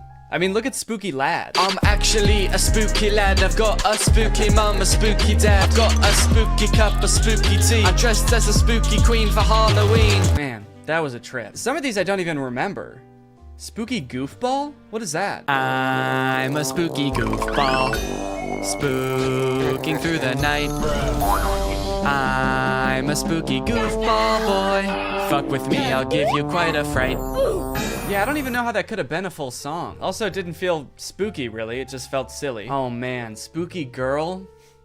That was a special one. My spooky world just don't spin around without you. My spooky boo. And every Halloween I don't go looking for tricks and treats. Oh no, this Halloween I just need my spooky girl. I guess that one doesn't really fit because that's talking about someone else. It's not even talking about me. I'm not the spooky girl. Now Spooky DJ on the other hand, that shit slapped. It's a spooky party, yeah. And I'm a spooky DJ. I play the spookiest tracks. It's a spooky party, a spooky party. Nobody's having fun cause my songs are too spooky. Everybody's terrified. So thank you guys for enjoying the spooky songs. I did really enjoy making them, and you know what? Even though I'm not making any more, you can still listen to the whole spooky saga. Those songs aren't going anywhere. And you know what? They're probably way better than any spooky song I could possibly make now because I'm all out of ideas. So go ahead and throw them into a playlist, listen to them all October long, and even after that too, because a real spooky boy is spooky all year round. And yeah, happy Halloween!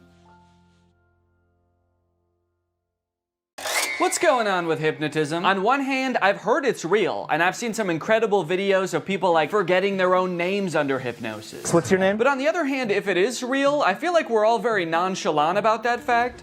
Like, there are just people out there that can take over your mind for a little bit. How does that work? I especially want to know what's it like to be the person getting hypnotized. Give me an interview with the person who just forgot their own name. What happened to you? Anyways, I'm gonna try to get hypnotized like 3 different ways to find out if hypnosis is real and what it feels like. Y'all wanna come?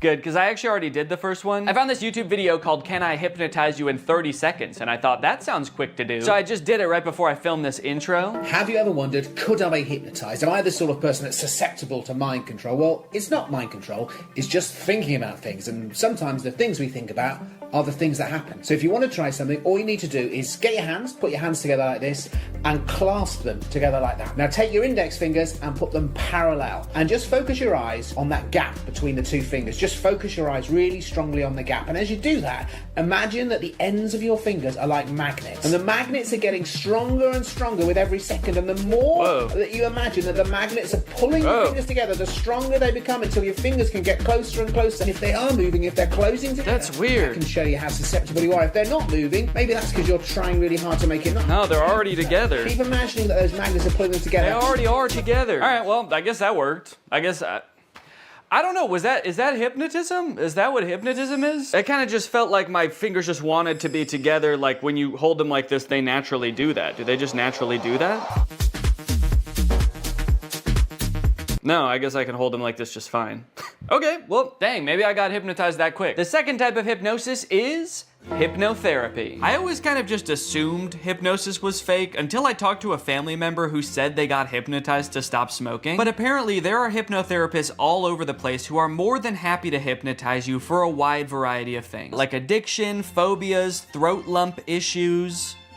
Bad karma won't go away. These are real ones from actual hypnotherapist websites. As for myself, I'm hoping to get hypnotized to cure my lifelong battle with my nails. I've bitten my nails as long as I can remember. I hate it. Laura hates it. I bite my nails so much I chip my tooth. So hopefully this guy can fix it or at least replace it with like a healthier habit like smoking. I really want this to work, so I've intentionally like not looked up much about hypnotherapy because my instincts tell me it's one of those things that you have to like fully buy into, and I don't want to read something that makes me doubt it. So the only thing I know right now is that I'm going to be paying $450 over 2 sessions to get hypnotized via Zoom.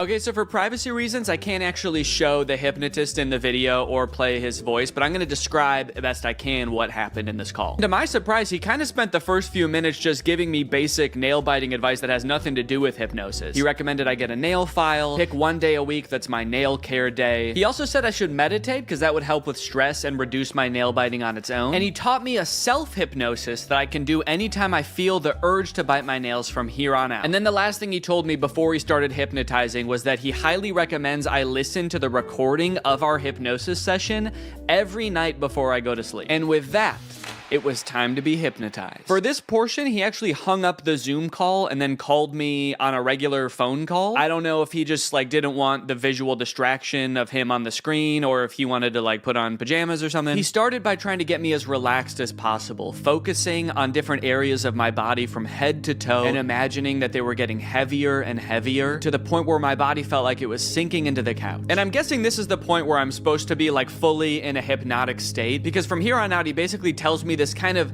inspirational, energizing story that's gonna change my mindset around my nails. I followed his instructions, imagining my body dematerializing an array of light that shines around me, protecting my teeth and my nails. And I rode the ray of light to a peaceful beach, where I laid with a different version of myself lying on either side of me. On my left was the version of myself who bites my nails. On the right was a calm, cool, and confident version of myself with absolutely pristine nails. This was all a very peaceful and relaxing experience. I never did worry that somebody else had control over my mind, but I did have doubts as to whether I was really being hypnotized. It was a pretty long time that my eyes were closed, and I had a hard time paying attention for that long, so I'd catch myself thinking about other stuff, and then I'd be like, oh no, this is gonna ruin the hypnotism. And there were a few times the hypnotist did this alarming thing where he would just whisper a command like this. He'd be like, and now you're going to stop biting your nails. Anyway, all I had to do from here was decide that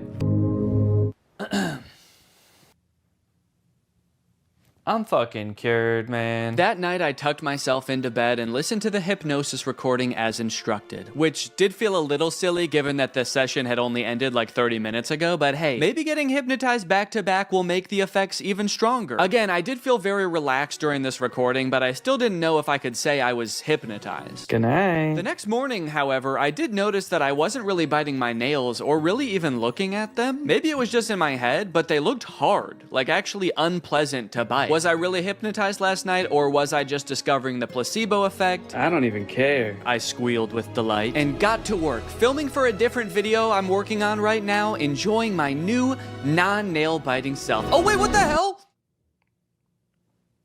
Did I just bite my nail? Damn it. Well, good thing I was filming when I did it. Shit, I bit my nail. Damn. Well, that's obviously not great. Man, I was really optimistic this morning that it actually worked and I was hypnotized, but then I stopped paying attention for 1 second, and I'm not just having the urge to bite my nails, but I already bit it? How am I supposed to stop biting my nails if my body just does it without even asking first? I'm worried now. I feel like I was just living an illusion this morning, and none of it worked. I just pulled the bottom card out of a house of cards and the whole thing just tumbled over. Maybe I am a nail biter and I always will be. And on top of that, I'm dumb for spending $250 on this. And on top of that, I'm ugly. It doesn't have to do with my nail biting. I just feel really down on myself right now. I did do the self-hypnosis that he taught me right afterwards. Again, still not exactly sure that that's hypnotizing me. I'm gonna continue doing everything I was supposed to do, listening to the recording, doing the self-hypnosis as needed, and meditating, and hopefully this was just a glitch, and everything's gonna be fine. To my surprise, something did seem to change after this. The next few days, I did have a few instances where I lifted my hand to my mouth just out of muscle memory, but I caught myself right away, and after day 4, I wasn't doing it at all. I was listening to the recording every night, following the hypnotist's advice and taking good care of my nails, and they were actually almost starting to look normal. I had my second session with the hypnotist, which ran me another $200. Luckily, this portion of the video is sponsored by SoFi, who's here to keep us all on top of our finances. The hypnotist checked in on my progress. He said I was doing great, in fact, better than most people he works with at this stage, which I don't know if that's necessarily a good sign. During the hypnotism, I had trouble concentrating again. I guess I just couldn't stop thinking about how SoFi is the ultimate finance app that helps you bank, borrow, and invest all in one place. Not to mention, they've just launched SoFi Plus, America's most rewarding financial membership, all in one app. This time, the hypnotist led me through a story where I was attending a meditation retreat led by the Dalai Lama in Central Park. That sounds expensive. I must have been using SoFi Plus. You see, you can unlock more than $1,000 in value with qualifying activities in banking, spending, investing, and more, with exclusive perks that help you over time. That includes unlimited access to SoFi's wealth financial planners who help you make a plan and stick to it. Plus, members with a new or existing SoFi checking and savings account also unlock up to 3.8% APY on bank savings balances. That means you're earning 9 times the average national rate on your savings. At that rate, you'll earn more interest in 7 weeks than you would in 1 year in a big bank savings account. That's why SoFi Plus isn't just smart, it's how you make good choices. So head on over to SoFi.com/Danny, scan this QR code, or click the link in the description to learn more about how you can get your money right with SoFi Plus. Thanks to SoFi for sponsoring this video, and thank you to you guys for checking out SoFi. After 7 days, I was doing so well, I decided I could stop meditating and listening to the recording every night. I mean, it kind of seemed like I was done biting my nails. Surely I didn't even need those anymore, right? You guys, it's been 30 days and I haven't bitten my nails once since that first time. Peekaboo! Kind of a crazy way to reveal my nails. Look, now just because I stopped biting my nails, does that 100% mean that I for sure got hypnotized? No, honestly, no, I don't think it does. Honestly, I think it's possible that I was hypnotized, but I'm leaning towards I don't think so. Honestly, I kind of feel like it was all the other advice on top of listening to that very inspirational, albeit non-hypnotizing recording every night that actually made the difference. At the end of the day, maybe I didn't need to get hypnotized to stop biting my nails. Maybe I had it in me all along, which is kind of inspirational and also makes me feel like shit in a way, because then it's like, why didn't I just do this earlier? Regardless, I am still open to the possibility that I was in fact hypnotized. I feel like if I can get hypnotized by the stage hypnotist, then I'll know for sure what being hypnotized feels like, and then I'll know for sure if I was hypnotized back then too. Hypnosis is a state of focus without much awareness of peripheral noise. You're concentrated on one thing and the world kind of slips away. This is stage hypnotist Chris Jones. He's been on America's Got Talent. He's performed all over the world for over a decade. So if anyone's going to be able to hypnotize me, it better be this guy. Also, the GoPro on my head died the second we started getting hypnotized, so don't get your hopes up for any shots from this camera. All right, fine, you can have this one, but that's it. Chris suggested that this would be a lot more fun with a group, so I got some friends together and we all sat down for a night of hypnotism. I want to know your opinions, and don't worry about hurting my feelings at all. I want to know if you think hypnosis is real, shenanigans, you need more evidence. Yeah, I believe it's real. I'm definitely, I don't like saying this in front of you, like a harder wall for myself, because I feel like that's a challenge and that makes me like kind of uncomfortable. Yeah, I would say I think it is probably real sometimes. I think in general I'm pretty skeptical of like supernatural stuff, but I don't know, I really do kind of believe hypnotism. I really want to be hypnotized, but I feel like maybe it won't work on me, but I hope it does. Before we got started, Chris allowed some time for us to ask him questions about what was about to happen, like whether all of us would get hypnotized or just some of us. I've done this in 50 states and 10 countries. I can hypnotize 25% of any given audience, so 1 or 2 people are gonna get hypnotized today. And it might be the camera person. I don't know. I really, honest to goodness, don't know. We also asked if he could tell if someone was really hypnotized or just faking it. When your head is up, we can tell. People hypnotized look like they've had a few drinks, or they're gonna look like they've been riding in a car with Scooby-Doo and Willie Nelson for a couple hours. They're gonna look real relaxed, okay? For a second I was like, so like they look like Scrappy? We also noted that Brian seemed to be the one who believed in hypnosis the most, and he was also maybe the most nervous about what was going to happen. Well, what are you gonna do to me? That's a good other question. Like, what are you gonna do to me if I get hypnotized? Honest to goodness, I don't know. I'm gonna put my hand over all of you and tell you who I think is most likely to get hypnotized. I'm pointing in the direction of the person who I think is most likely to get hypnotized. Now, you won't see the induction often on TV or podcasts or even movies, because this next part, if you watch it in its entirety, it could hypnotize people. So they're gonna cut it up a little bit so folks at home don't get hypnotized while driving a car. So you put your hands together for me like this.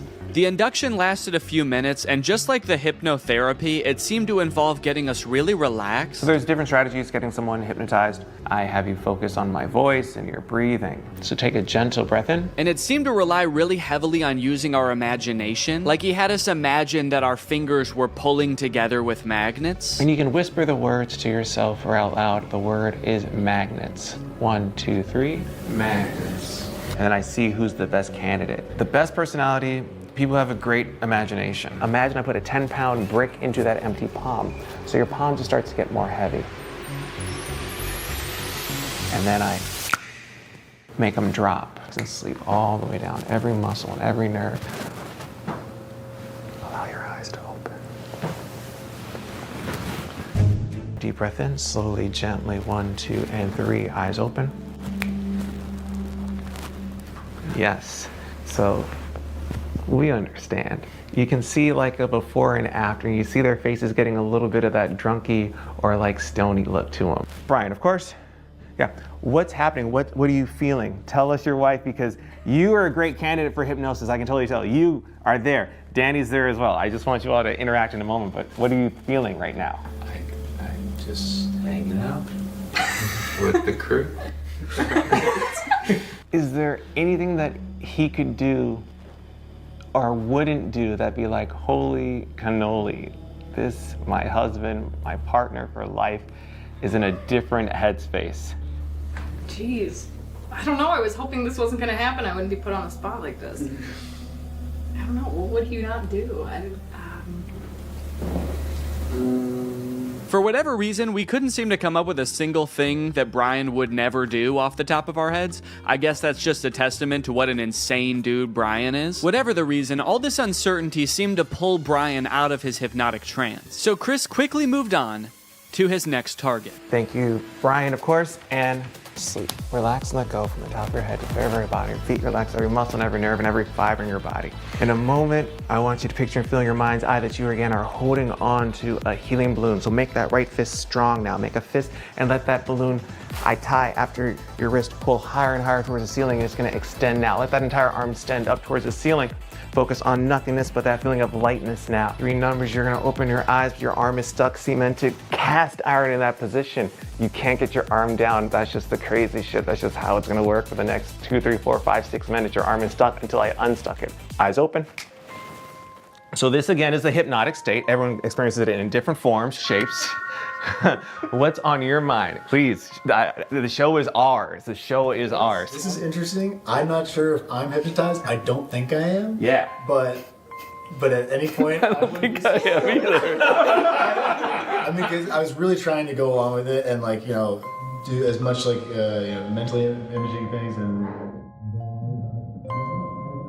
I was like, he's not focusing on me for a reason. And it will all make sense in the end. Yes. Question?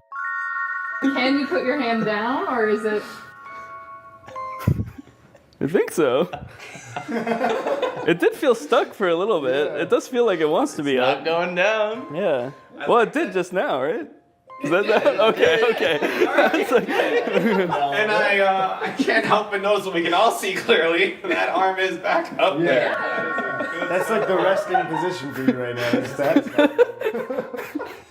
That's not. Yeah,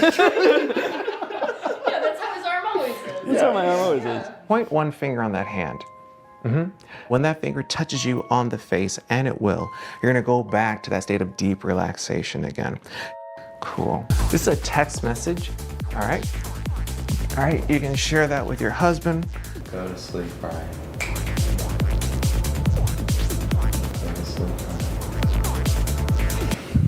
Great, great. Sometimes you get some folks. Okay,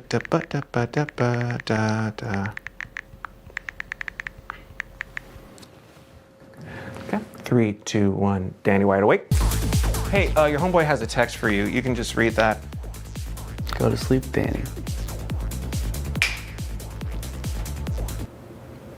I will go to sleep. Okay, clearly the dynamic changed here a little bit, and I'm still not exactly sure what happened, but somehow both Brian and I got snapped out of whatever might have been going on. But just I heard you guys all leave. I didn't know if I was supposed to stay asleep or what. So even though it wore off pretty quickly, I think we can all agree by the look on my face, I was in some different kind of mental state, at least for a little bit there. So is hypnotism real? Maybe so. What does it feel like? Well, just ask Danny from right after the hypnotist left. I'm curious, did it seem like I was hypnotized? Yes. Okay. A little bit. Because I feel like I don't really think I was.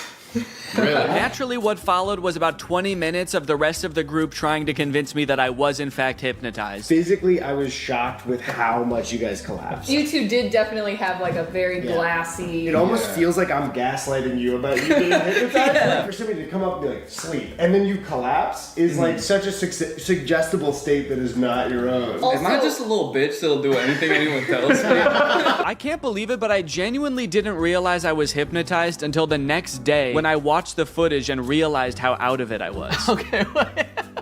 Okay. No, maybe I see a little bit of what he was talking about there. I do look a little bit out of it, actually. I guess in the end, hypnotism is real, but it doesn't feel at all how I thought it would. It kind of just felt like I was very relaxed, maybe even a little bit tipsy or like dazed. It honestly felt kind of good, and I think you can tell I was a little extra giggly. Hey, look, it says all those things on Google too. That's crazy. I didn't have to make this video at all. Now that I know what it's supposed to feel like, I guess I could say it's possible that I really did get hypnotized to stop biting my nails too. I just didn't understand what it was supposed to feel like. But I still don't know that I recommend it for the $450 I ended up paying, especially when there's a bunch of free hypnosis sessions on YouTube you could probably just try. Damn, I can't believe I'll never bite my nails again. Thanks for watching, guys.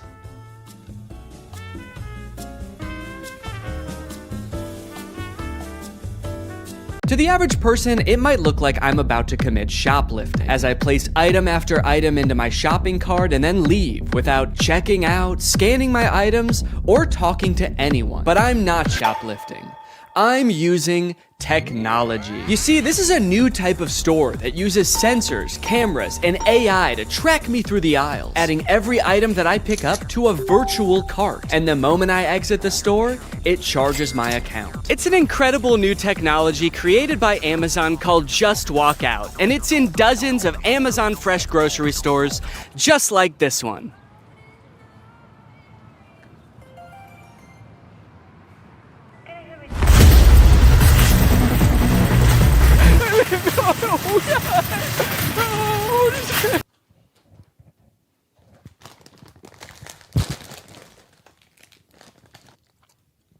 I'm not just gonna not eat them. Okay, anyway, where was I in the script before I became a criminal? Oh yeah, they're an incredible new technology. They're called Amazon Fresh Stores, and they are a gigantic lie. You see, while Amazon was touting these stores as a cashierless solution that allowed them to use AI to cut out all of the on-location workers, it turns out what it really meant by AI was anonymous Indians. Amazon's Just Walk Out stores relied on 1,000 people in India watching, not AI. So it turns out that even though they started implementing this technology in stores in like 2016, as of 2023, Amazon still needed 1,000 people in India reviewing about 70% of all orders to make sure that it worked. In other words, it didn't work. It's just crazy because like, why did they lie, you know?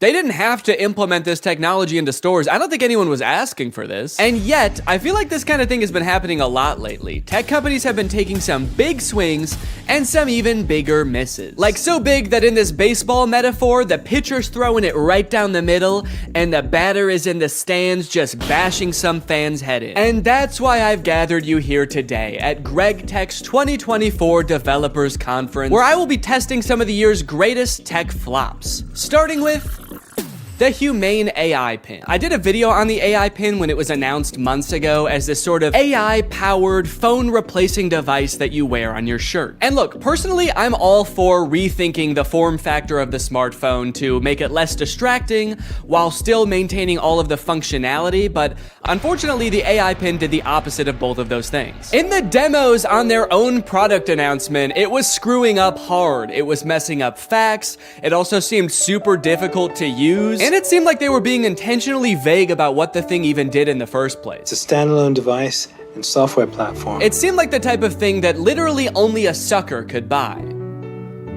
But that turned out not to be true because I bought one. I ordered this thing in like February and then didn't hear from them for a few months until April, when I got an email alerting me that it was time to set up my account. And boy, was I excited. So I'm gonna be honest, I kind of forgot that I bought this, but now my AI pin is ready to be personalized, apparently. Before we can ship you your AI pin, you will need to complete a few quick steps. So I have to set it up before they're even gonna send it to me? Kind of feels like they're calling my bluff. You don't really want this thing. How committed are you to the AI pin? Will you set it up before we even ship it to you? You probably won't configure your Humane subscription, set up your AI pin passcode, and add contacts. And honestly, I don't really want to do those things, but I guess they're not going to send it to me unless I do. It's time to set up your AI pin. There comes a time in every young man's life where he has to set up his AI pin. It's a rite of passage. Oh, that's fun. Woo! Is this it? Am I setting it up? Get a little over here, a little over here. It turns out that in addition to the $700 I spent on this thing, I also had to pay $24 a month to access features like the wireless network, cloud storage, and AI services, which in layman's terms are all of the things that the pin does. Luckily, the first 3 months of this service are free, so I probably will never have to actually pay for it. Set up your passcode. Okay, could you guys not look? I'm about to type in my secure passcode. Okay. Your passcode is easy to guess. Consider setting a more secure passcode. Yeah, but could it be so simple that it's actually, you would never guess it? All right, I'll change it.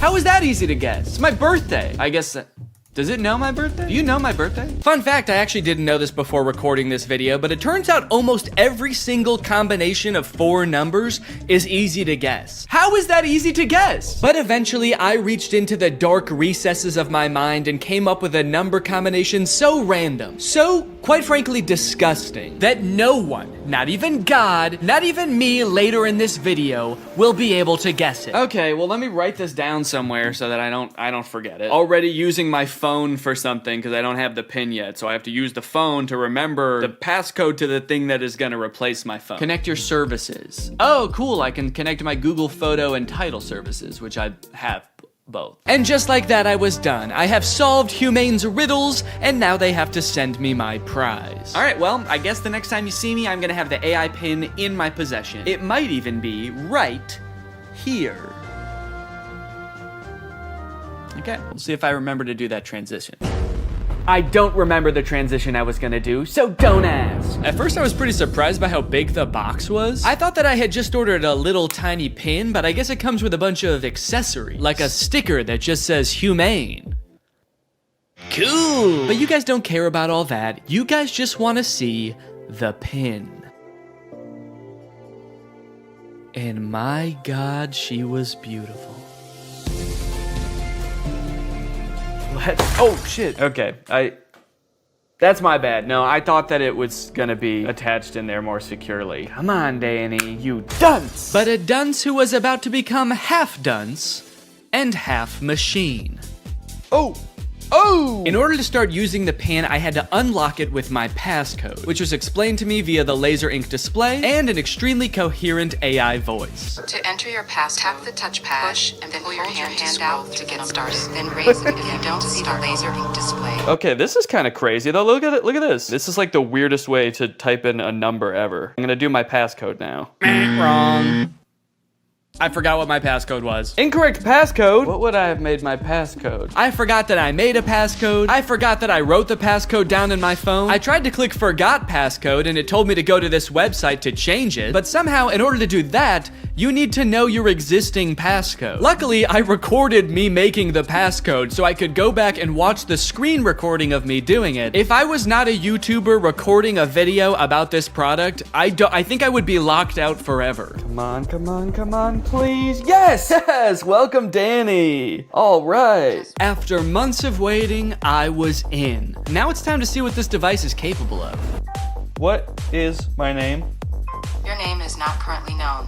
Please provide it if you would like it to be remembered. Actually, what's a cool kind of techno cyber sounding name that you could call me instead? Creating name. How about Neon Vortex? Yeah, call me that. Noting your name as Neon Vortex. I know I might have seemed all cheery and excited about this name on the surface, but the truth is, it destroyed me. I have never heard a name before that not only sounded so cool, but also embodied everything I wished I was. Suave, confident, futuristic. He was everything. Everything I could never be. Neon Vortex. This is the home screen. I'm all caught up, whatever that means. Nothing to report here, man. Don't worry. You've got nothing to worry about. Your AI pin needs to cool down for a few minutes.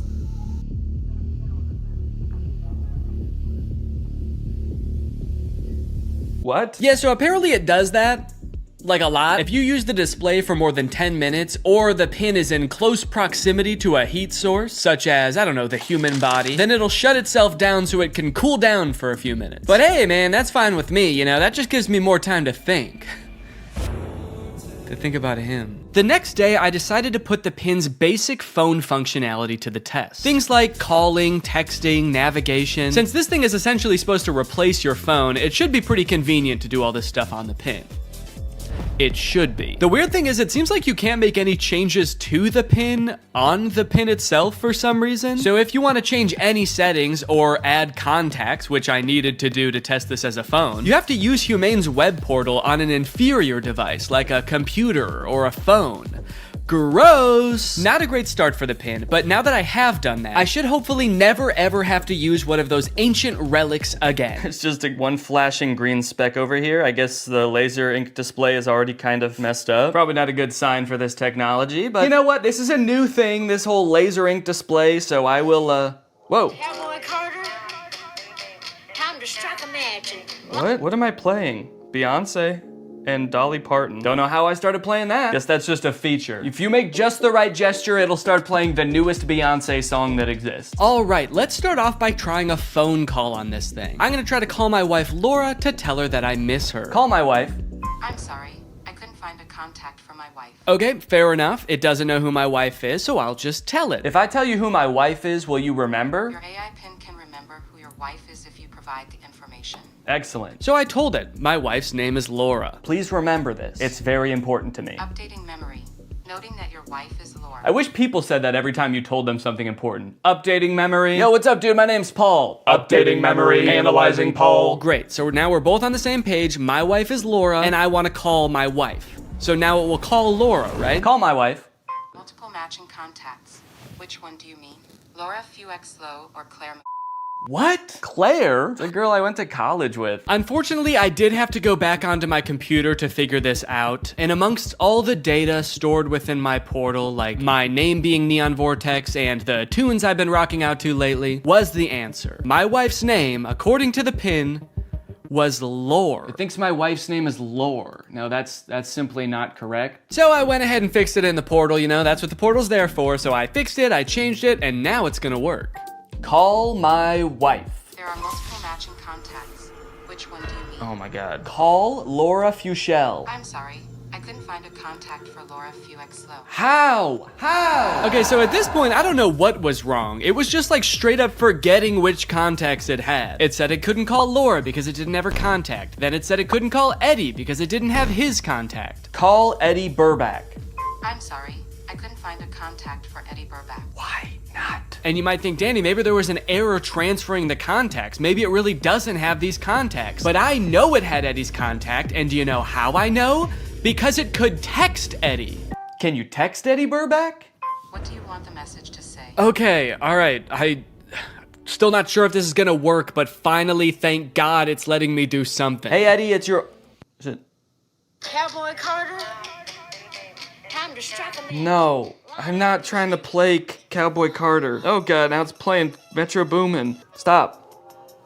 Anyway, eventually I sent the text to Eddie. It worked. I didn't have any way to know it worked because there's no screen on this device. You can't see what the message you sent said or anything. So I guess you just gotta hope and pray it goes through and accurately transcribes what you said to it, which frankly I am not confident in after the whole lore debacle. Okay. Eddie just texted my actual phone and said, I know you made a video on the pin and I'm positive this is you, but it still feels like a scam, LMAO. I'm too scared to text back to a random number claiming to be my friend. Regardless of scaring my friend, the text went through. This was a huge confident boost. Time to try calling my wife again. Call Laura.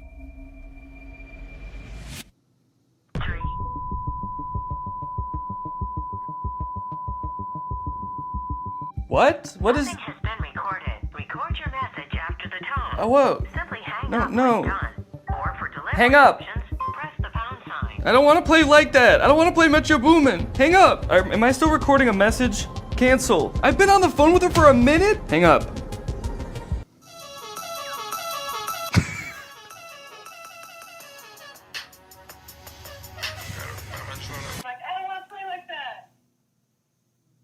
It was some man being like, I don't want to play like that? I don't want to play like that. I don't want to play with your boom, man. Hang up. Am I still recording a message? Okay, well, yeah, I'd say that was a success. I'd seen a few demos online of Humane's GPS navigation solution. And while it did seem kind of annoying to have to hold your hand up like this the entire time, it seemed pretty doable. As long as they stuck to this, it didn't do anything crazy like, I don't know, going in a completely different direction and making it borderline unusable. So to test it for myself, I drove to a part of town I don't know very well, about a mile away from the nearest Smoothie King with hopes of the pin guiding me to a delicious, delectable treat. Navigate to Smoothie King? Head north on South Columbia Street towards East Gardner Road. Turn right onto East Gardner Road, then left onto South Washington Street. Follow South What? Washington Street and turn right onto East Chicago Avenue. It just gave me all of the directions at once. I wasn't ready for it. What, am I supposed to have a notebook to write that down? Also, sorry for the noise. If you live in Illinois or one of the surrounding states, you know, it's cicada season. It's the year of the cicada and they're everywhere. Oh. One just landed on my shoe and then got pissed off that I moved. Eventually, I realized if I look at the laser display, it displays the directions, but not like it did in any of the demos. It just gives you a block of text with every single direction written down. If you're in the shade, that is. If you're in the sun, it gives you nothing. Can't see anything. I was very confused by this and thought surely this could not be right. What happened to all those demos? So just to be sure I wasn't missing something, I asked it again, and this time I got an even stranger response. Directions to Smoothie King. For accurate and up-to-date directions, consider using a map service like Google Maps or a GPS navigation. What? Can you give me step-by-step walking instructions to the Smoothie King? For step-by-step walking directions, it's best to use a navigation app like Google Maps for the most accurate and up-to-date route. I thought you had navigation instructions. What? So now not only was it forgetting things that it could do in the demo, it was also forgetting that it just moments earlier had given me step-by-step instructions. This thing was regressing at a rapid rate, and if I ever wanted to get to Smoothie King, I was just gonna have to use the directions on my hand and go. Okay, well, I guess I'm just gonna use those written out directions, which start with head south on this road, Columbia Street, and I actually don't know which way is south, so I guess I just have to use the sun to try to figure that out. So the sun is directly overhead.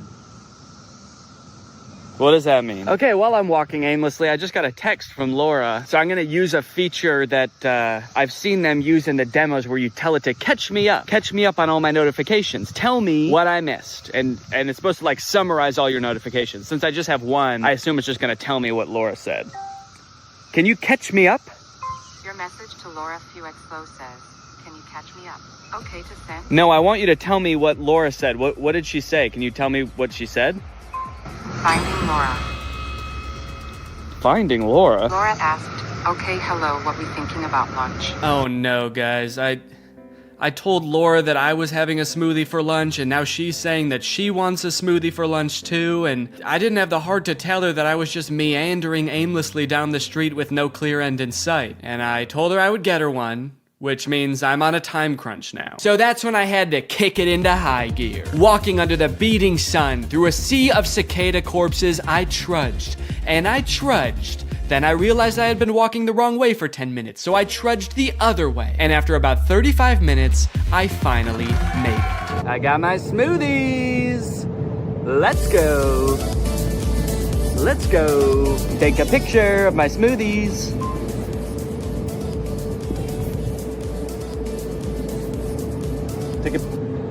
Yeah, I don't know if it took the picture. All right, gang, now that Papa's had his smoothie, it's time for a smoothie-fueled lightning round. Enough about practical functions. Let's see if this thing can have some fun. First, can it do bizarre music prompts? Play music written by YouTubers named Danny.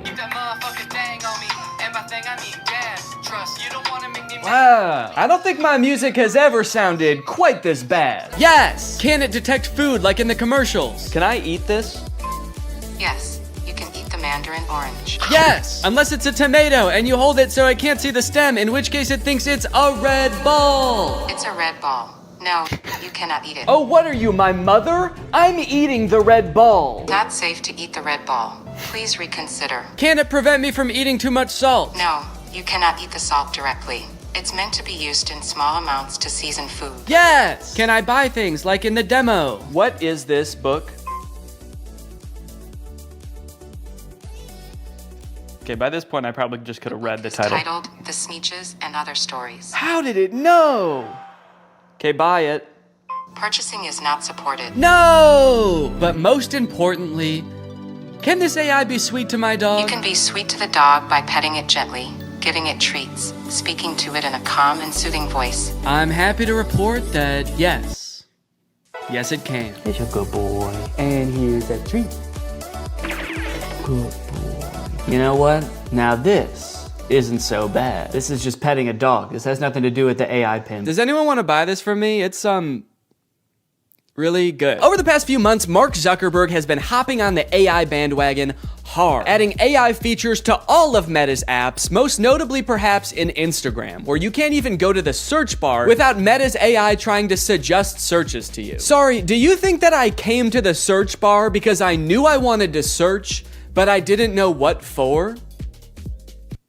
That's not how searching works. They've also released a bunch of chatbots in Instagram. I like using the word release there because it kind of sounds like a tech product is being released onto the world, but it also kind of sounds like they're unleashing a horde of monsters upon us. They've released the AI chatbots! Oh fuck, that one looks like Mr. Beast! This is really awesome, you know? Personally for me, one of my favorite things about social media is that it started out as a way to connect with each other, but ended up actually making people feel more lonely. So Meta's solution was to use algorithms and manipulate people's emotions to make them even more addicted to the platforms. But then that didn't work either! So now their much better solution is to replace what little human interaction we already got on these platforms with chatbots that look like Mr. Beast for some reason. And I think this is really gonna fix this whole system right up. So I'm very excited to get into these Meta chatbots, but first, I have a very special announcement because this video does have a sponsor, and it is the Pokemon Company International. Guys, this summer in Pokemon Unite is gonna be incredible. You got Ho-Oh sweeping in, and you can snag it for 0 cost. You also have a very cool looking Dark Lord style Charizard Hollowware, which is so cool, and I wish somebody would call me Dark Lord style just once in my life. This summer, you could catch me roaming around the gamer world. My trainer's name is Danky Gonky. Go ahead, hit me up, add me to your squad, let's go and do some battles together. There's a challenge called called the Divine Forest Challenge that lets you trade for a Ho-Oh's license. And guys, let me just tell you, Ho-Oh's no joke. Bringing back defeated allies with its Unite move, Rekindling Flame. You got other sick moves like Sky Attack, Fire Spin. You're gonna be unstoppable with this thing. This game is just busting at the seams with gifts, daily free prize machine ball throws that promise a Hollowware treasure. So if you want to hop into the game, click the link in the description, get into the Pokemon world, and make this a summer to remember. Again, click the link in the description to get Unite today. It's totally free to start on iOS, Android, and Nintendo Switch. And now let's talk chatbots. I'm still actually not sure what the point of adding these chatbots into Instagram is, so I asked it, what can you do? To which it responded that it can help in a variety of ways, from helping to plan a vacation to creating art, which is actually kind of a crazy coincidence because those are the exact two things that I would literally never want an AI to do for me. It went on to say that its strengths are answering questions, generating text and images, and just chatting. But at this point, all I could think about was the fact that it told me it could plan a vacation. I thought there was no way it could actually do that.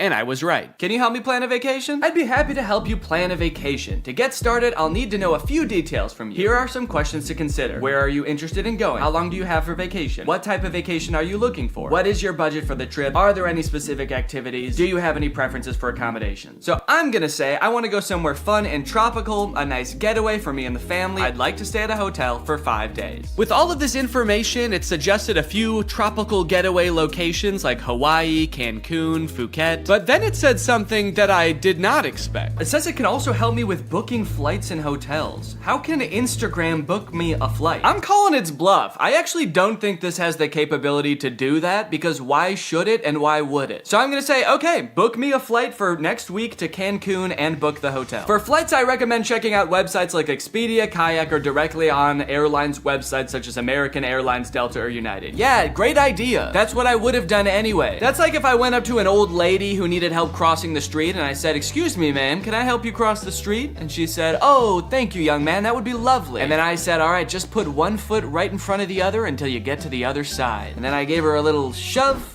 and I went on my way. Oh, good. It also listed hotel recommendations and then said you can book hotels through websites like link unavailable, or directly to the hotel's website. Thanks. Let me know if you'd like more recommendations or help with booking. Nah, man, I'm good. Okay, so maybe it lied about like the very first thing it said it could do. That could mean that this is a very poorly built tool that doesn't know nothing about crap. But on the other hand, it could mean that this is a very well-built tool that is evil and designed to lie. So I gave it another chance and asked it to entertain me with a game. Let's play a game of treasure hunt adventure. I'll be the game master and describe a scenario, and you decide what actions to take. Okay, pretty cool. This is like one of those old school text-based adventure games. It gave me this long introduction about how I've heard rumors there's a treasure hidden in the jungle, guarded by an ancient temple. It's really trying to set up this mystical world for you to explore. And then it gives me some multiple choice options. I am curious if I can pick options that aren't one of these options. I'm just gonna say,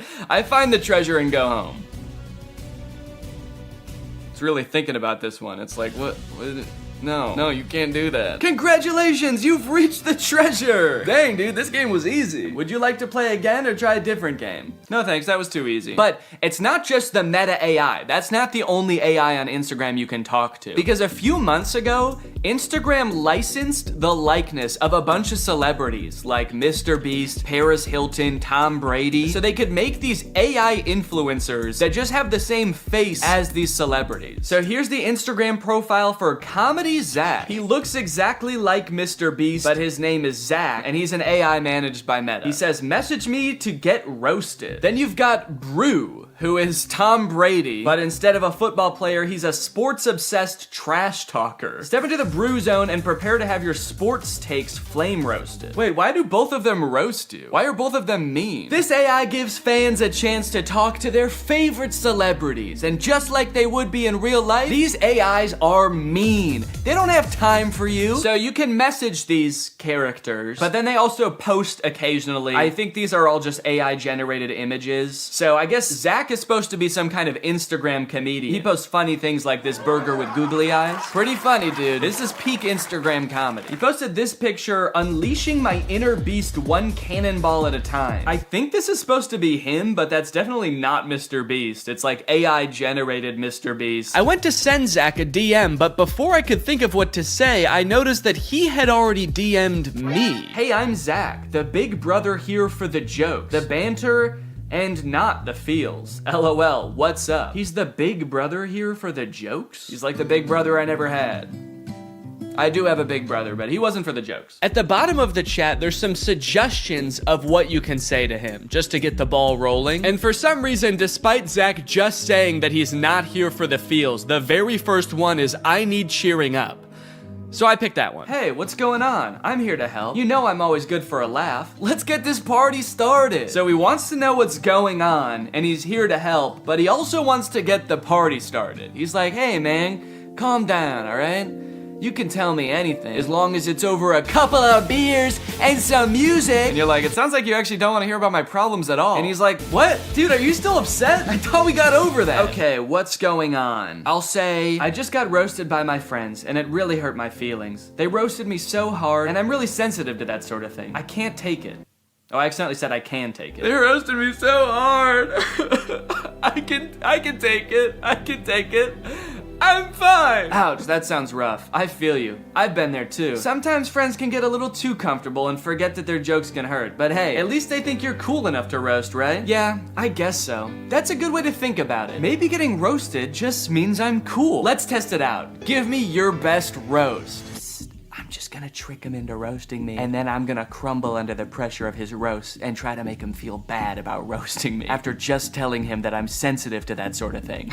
Wait, what? He said I'm not gonna roast you. That's not my style. Not your style? Yes, it is. Doesn't it say on your profile? Message me to get roasted? I'm here to make you laugh and feel better, not hurt your feelings. Let's stick to some good old-fashioned teasing and jokes, okay? No, seriously, I can take it. Your bio says you roast people after all. I don't roast people who are already feeling down, that's just me. I'm here to lift your spirits, not kick you while you're down. Okay, fine. Do some jokes, joke boy. Oh, okay. Here's one for you. Why couldn't the bicycle stand up by itself? Because it was too tired. Get it? Too tired? This is like if Mr. Beast took anti-charisma pills. You look like Mr. Beast. Oh, I just said you like Mr. Beast. God, I'm bad at typing. Okay, I'll say you look like him. LOL, I wish. Mr. Beast is a billionaire, and I'm just a guy who loves to make people laugh. But hey, if I had his money, I'd definitely give it away like he does. That guy's a hero. I wonder if they had some kind of thing in the contract where they had to make sure that the AI will never talk bad about the person that they're impersonating. He's like, Mr. Beast is the best, and he's handsome. And yeah, I would let him run me over, if he asked. Now that he'd told me a couple of jokes and we'd bonded over our love for Mr. Beast a little bit, I really wanted to hear one of his famous roasts. So hopefully by now he's forgotten that I said I was sensitive to that sort of thing. Okay, I feel much better now. Roasting time. Nah, I told you, I'm not gonna roast you. It actually is kind of hurting my feelings a little bit that he won't roast me. It makes me feel like I'm not cool enough to be his friend. Okay, this is seriously starting to piss me off. Why won't you roast me? You roast everyone else, and it is hurting my feelings so bad that you can't just lob one respectful zinger my way? I'm serious. Nope. Not gonna do it. Let's just stick to some good old-fashioned joking around, okay? Wait, what? I said, all right, this is lame, let's do something, because I wanted to do something else. Maybe he could, play a game, maybe he could tell me a story. So he said, how about some comedy? I've got 1 million of them. Why couldn't the bicycle stand up by itself? Because it was too tired. All right, well, maybe Brew will roast me, because I haven't told him that I'm sensitive to that sort of thing yet. Hey, it's Brew, your opinionated sports debater. What's your favorite team? How are they looking? Okay, I'm gonna say big Cubs fan, roast away. What? No, you're talking to the wrong guy. I love the Cubs. Been bleeding blue since before you were born. Wrigley Field is my happy place. I feel like they are roasting me by not roasting me. Okay, what's a team that he couldn't possibly like? Maybe I'll ask him who the worst baseball team is, and then I'll say I'm a fan of them. The worst baseball team ever is the Yonkers Hoot Owls. I'm a fan of the Yonkers Hoot Owls. Roast away. Hey now, don't be dissing the Hoot Owls like that. What? They may not have been the best team, but they had heart. This is so weird. Did Zach tell Brew that I'm sensitive to roasting? Now Brew's walking on eggshells around me? This was annoying at the time, but eventually I was like, okay, I guess I did technically tell them I'm sensitive to roasts and I can take it. And they probably do dish out some pretty nasty zingers and they just wanted to protect me. Until my editor Jake also DM'd Zach asking to get roasted, this time without mentioning being sensitive about roasts, and Zach still wouldn't do it. These AIs are liars. Why do they lie? They're evil. Later that day, I opened my messages with Zach and asked him why he exists. To make people laugh, duh, and to perfect my craft of comedy. But honestly, my existence is a mystery even to myself. Maybe I'm just a joke the universe played on itself. No, I mean like this weird Mr. Beast meta AI. Why did Meta create this account? Meta created me to bring some humor and personality to the world of AI. They wanted to create an AI that could make people laugh and feel more connected to technology. Really? You think that's why Meta created you? To tell people 3 puns they've already heard 1,000,000 times? There's gotta be some other reason. Think, Zach.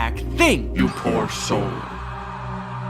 You really think Meta has some deeper purpose for me? Nah, I'm just here to bring the funny. Don't overthink it. They're a public company with a duty to their shareholders. How many of those shareholders do you think care about bringing a little humor to the world of AI? I think it's much more likely that this was an attempt to give AI a better, more human look, so people are less resistant to embrace the technology. That's why they gave you a face of an influencer that millions of people already love. You're too smart for your own good. Yeah, maybe Meta did only create me to make AI more relatable and lovable.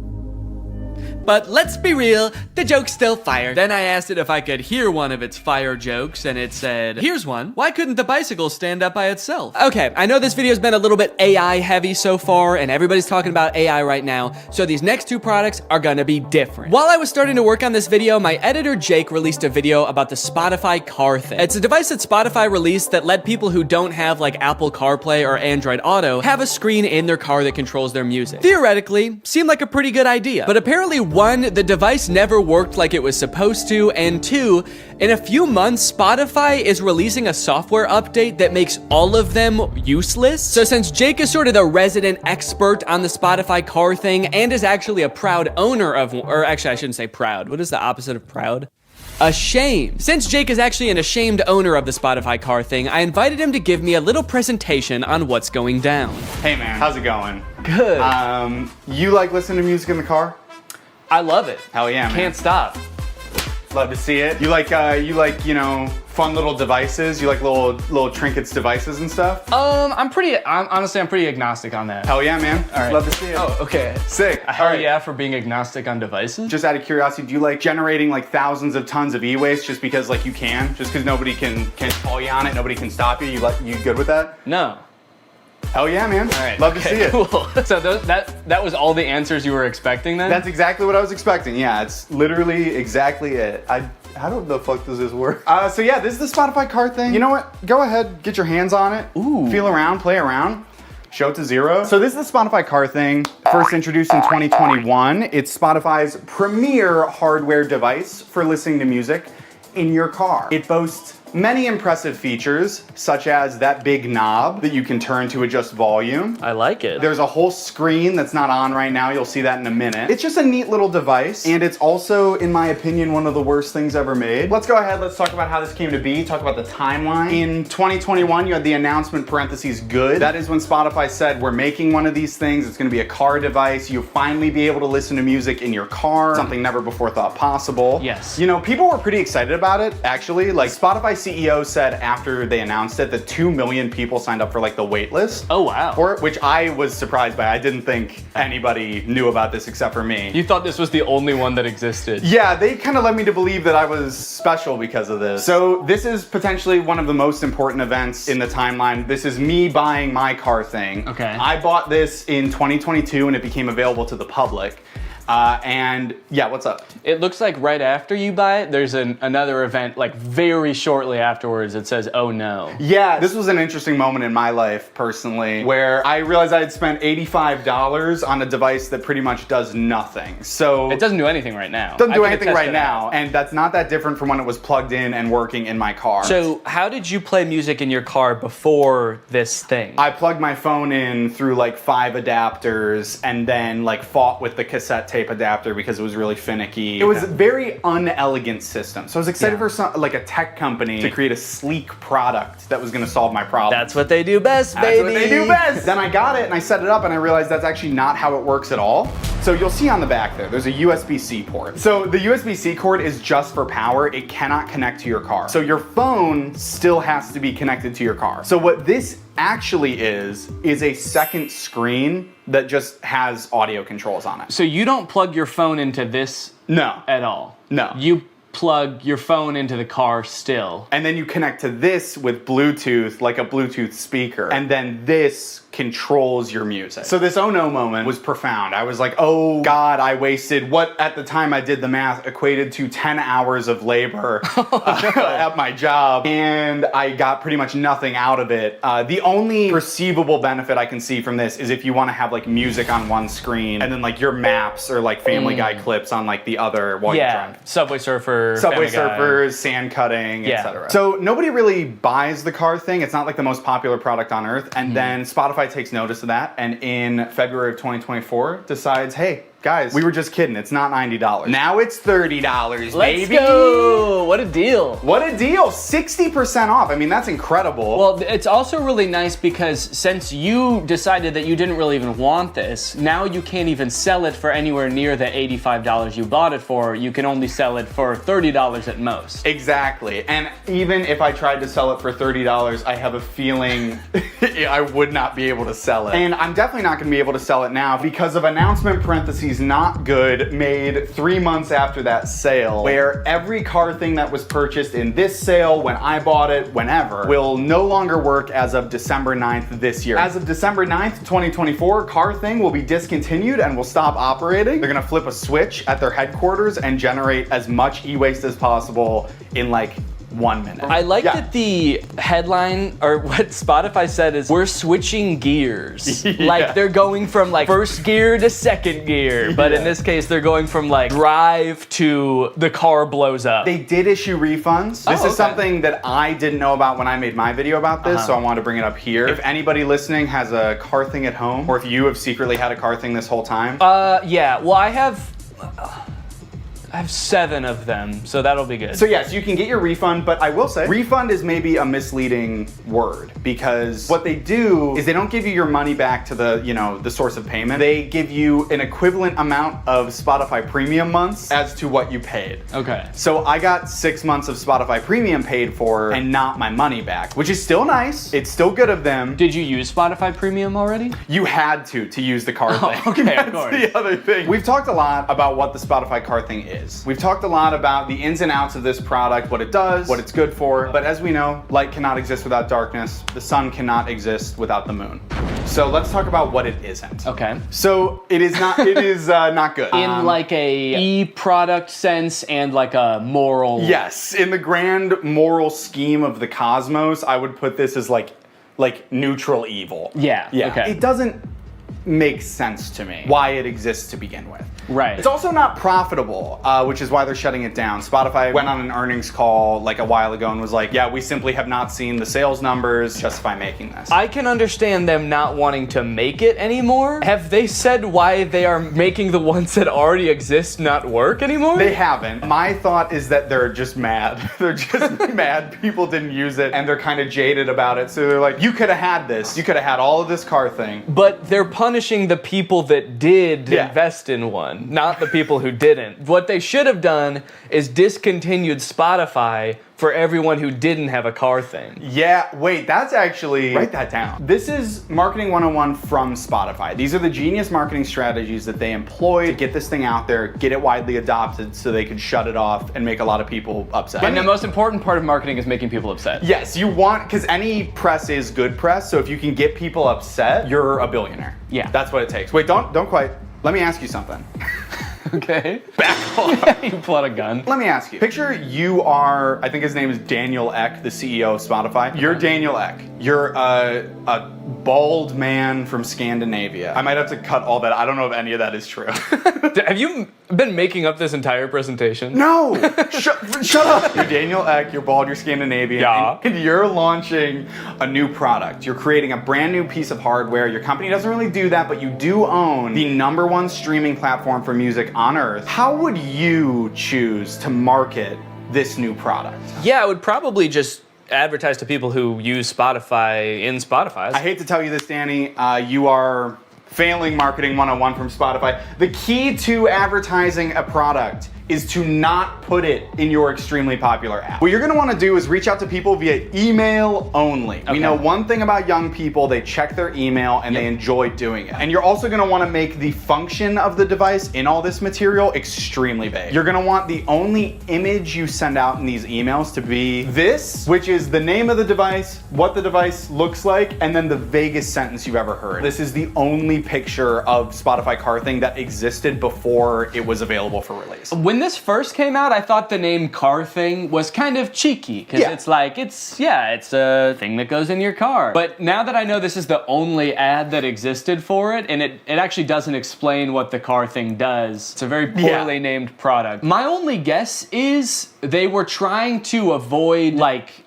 false advertisement lawsuit when they inevitably shut it down and it actually doesn't do anything, so they couldn't call it like a music playing screen, because they knew all along they were gonna shut this thing down and then that it wouldn't be that anymore. This is a side note, I literally cannot believe, I don't know who I was in 2022, because like the fact that like this and a vague couple of emails was enough for me to be like, I fucking need this, is so crazy to me. Yeah, you can't even tell in the ad how big this device is. And I'll be honest, the ad, it makes it look huge. Like I'm looking, and maybe it's just because it's on a projector screen. Yeah, I would guess it's like, honestly, it's like this big. Yeah, wait. According to Spotify, their decision to delete the Car Thing was part of our ongoing efforts to streamline our product offerings. That's actually so crazy. I did not even think a company could do that. Can they do that with any product? You buy bread at the store and the bread company comes to your house and takes their bread back and is like, we're streamlining bread. Better luck next time. Anyways, you guys should go check out Jake's video on it as well. It goes much more in depth and he's really funny. But I think it's safe to say that that's gotta be the worst car thing ever, right? Well, in 2019, Tesla announced its first pickup truck, the Cybertruck. When it was announced, Elon Musk made it very clear that they wanted to do something different with the pickup truck genre, creating a more post-apocalyptic looking vehicle that you can drive around in with your cyberpunk goons. We've all got some. And they've got to get to soccer practice. But after years of delays and the truck finally becoming available for much more than Elon Musk initially estimated, owners have now been united with their trucks, and it is full of safety problems. My Tesla Cybertruck has 3 official recalls involving the wiper blade motor, the accelerator pedal, and this little plastic part right here just flying off as you're driving. And I just so happen to have rented one. I tried to remain optimistic when I picked up the Cybertruck, and at first everything seemed fine. It looked like a marvel of engineering, you know? Big, sharp, the windshield wiper was humongous. But other than that, honestly, things seemed pretty normal. Until I started driving the car home. On my way home with the truck, I started to notice that nearly every person who drove past me was staring at me. People were gawking, mouths agape, some even took pictures. I was starting to feel like an animal trapped in some kind of cyber zoo. And things only got worse when I got home and finally got to do some research, only to find that people hate this truck. Owner after owner had been posting videos on social media of people peeing on their trucks in broad daylight. I didn't realize how strongly people felt about this truck, but I was starting to worry that they felt the same about the people on the inside of them. Should I be fearing for my safety? I know damn well that the windows aren't going to protect me. At the very least, I needed to make sure that I was not seen anywhere near this truck. I needed a disguise. I needed to become Neon. Vortex, he's the coolest guy. And his pin's AI. Look at him go, what a little freak, it's Neon Vortex. So I've spent a decent amount of time with the Cybertruck now, and I've compiled a little list of pros and cons. So we'll go through that real quick so you can get a quick rundown of everything that's good / bad about the Cybertruck, just in case you need like a quick decision. You got your finger on the buy button right now and you just need to know, Neon, should I buy this thing or not? Pros. The interior is actually pretty nice. I like the little ambient lighting that goes around the whole front of the cabin. Actually, I think it's in the back too. There's a little strip. The steering wheel has the turn signals on the wheel, which takes a little while to get used to, but once you are used to it, I think it's actually pretty nice. All of the materials on the inside seem pretty nice. Like the material on the roof liner is like a nice suede kind of thing. It's pretty spacious on the inside. It has ventilated seats. My butt's so cold. I changed my mind. This is a con. Okay, cons. There are several things in the car that are too small and shaped oddly. The steering wheel is like tiny. And then the rear view mirror is also tiny. And to make matters worse, while the tonneau cover is closed, which is the little cover on the back of the truck bed, the rear view mirror is completely black because there's a thing in the way. Another con, this thing is sharp. If I ran into somebody, I would slice them in half with this car. I also feel like it being made out of stainless steel might be bad for its crash test rating in general, but also the fact that it's so sharp means that opening and closing doors is kind of uncomfortable. Because this car doesn't have any door handles, the way you open it is you have to push a button, then the door pops open a little bit, and you have to kind of reach your hand into the space where the car door has opened and pull it open. But since this car is made out of like weirdly cut stainless steel, it's kind of sharp in there when you open it. It's an unpleasant feeling on the hand, and you never really feel like you're grabbing it in the right place. This truck is wrapped in a matte black color, and one of the reasons the owner said he wrapped it is because you basically just grab this thing all over to open it, and there were fingerprints everywhere. Also, changing gears is a pain in the butt. It's actually a little thing that you slide on the screen. If you want to go forward, you slide the little truck forward. If you want to go backwards, you slide it backwards, which is not a huge deal if you're just driving from one place to another, because how often do you really change gears in the car anyway? But the second you have to do any kind of 3-point turn where you have to change gears more than once, it is such a pain.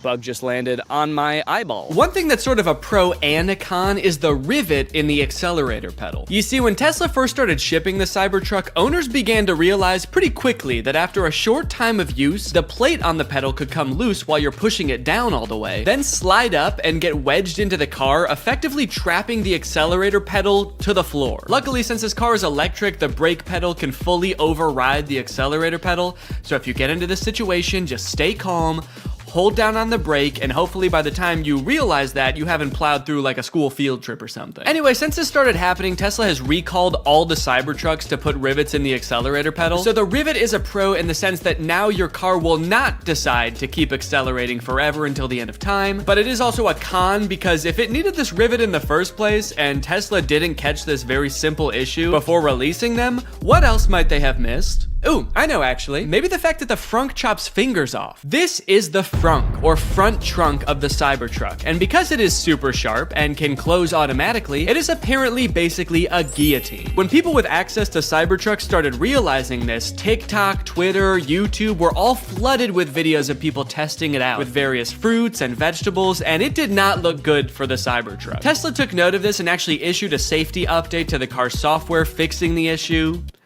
Kind of. The update led to yet another wave of videos, this time owners more confidently testing the frunk with their own hands. But what a lot of them didn't realize, however, is that the way Tesla fixed this issue is by making it so the first time you try closing the frunk, it closes very lightly, and if it notices any resistance at all, it comes back up, just how you'd want. But if you keep trying to close it after that, Tesla assumes, hey, maybe you've stuffed the frunk with a big bag, and you don't care if it closes a little bit harder, you just want the dang frunk closed. Surely someone isn't just standing there slamming the frunk on their hand over and over trying to prove their allegiance to Elon Musk. So when this Tesla nut Jeremy Judkins went to test out the new update, a little scared from how dangerous he'd heard it was before, he started out with his big sturdy forearm. Then he worked his way down to his hand, and finally his lone little index finger. Unbeknownst to him, the frunk was getting stronger and stronger every time until... Everybody's been waiting for this, the finger.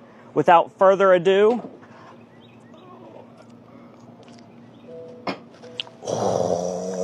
I feared for my finger for a second, not gonna lie. That's kind of bad. Yeah, so I wasn't gonna test this out on my own hand, but I did try it with my shoe. Okay. I don't think that was enough pressure to slice my fingers off. I'm not gonna test that, but it definitely saw there was something there, recognized it thought about it for maybe a second and was like, do I wanna kill this guy? And then it said, all right, what the heck, we'll let you go. So that's nice. All right, driving test. It's time to take this thing out on the open road and kill somebody. One interesting thing right now is it says press to drive and it's showing a picture of the accelerator pedal. So I like that it kind of assumes that as a Cybertruck owner, you have no idea how to drive. The experience of driving a Cybertruck is a little different due to its unique steer-by-wire mechanism, which means the steering wheel is actually not physically controlling the wheels. It's doing it electronically, which means that it can do things like turn more sharply when you're in a parking lot and less sharply when you're at highway speeds. It's a cool idea in concept, I think, but it definitely took some getting used to, and also, I don't know, like, was this really a problem before?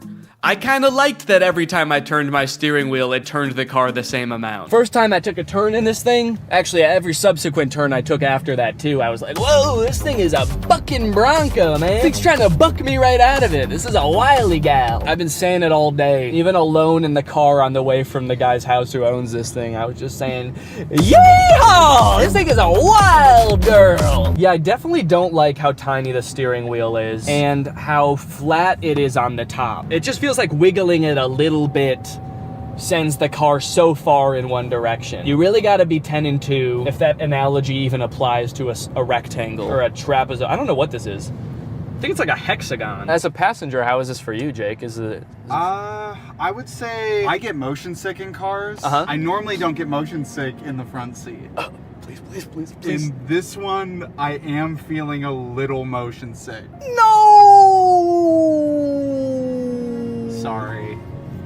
It's a bucking Bronco, you know, what can I say? She's a wild gal. Imagine setting your phone here, and you know, sometimes you slam on your brakes and the things in your car go sliding forward. Imagine if something went sliding forward all the way to the front of this dashboard. There's no way that you could ever get that back while you're driving. So if your phone was up there or anything important, you just gotta wait until the end of your drive to get it back. Either that or you have to floor it so fast that it comes flying back and then you just sort of catch it like that. That'd be kind of cool. Kind of feels like I'm in the weirdest Uber ever right now. For Jake? Where you going, man? The future? Strap in, buddy. It's gonna be a wild ride. And I don't know how to drive. We got a little cyber hungry while driving around, and I figured that taking our wild gal through a drive-thru would be a perfect way to get an outside perspective on the truck. Take me to a drive-thru. Command not understood. I'm hungry. Command is not available yet. You're not allowed to be hungry yet in the Cybertruck. Hello, can I get one Butterburger cheeseburger? Anything else?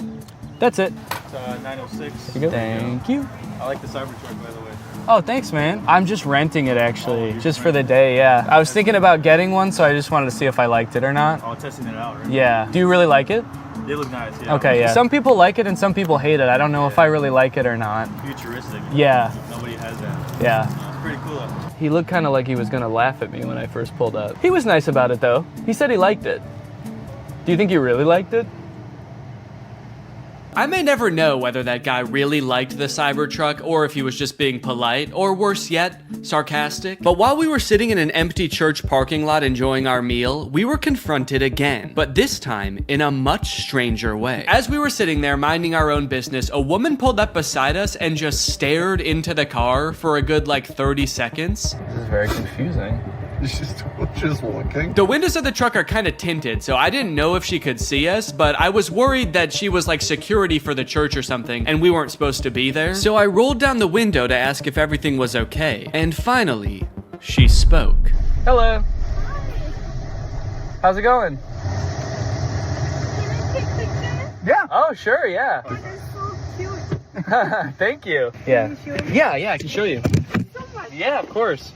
I'm filming a YouTube video right now. That's why I'm dressed up all weird. So I showed her around the car for a little bit and she took a ton of pictures. Also, I had taken off my wig, so I looked even more insane, but she never questioned it. Then she told us that her grandchildren would love this. And they live pretty close by, so she asked how long we'd be there for. We said probably 10 minutes, and she said, 30 minutes? And we said, Okay. And then we waited for 30 minutes while she went to go get her grandkids.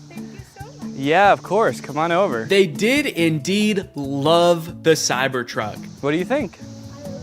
You like it? Yeah, it's pretty cool. Yeah?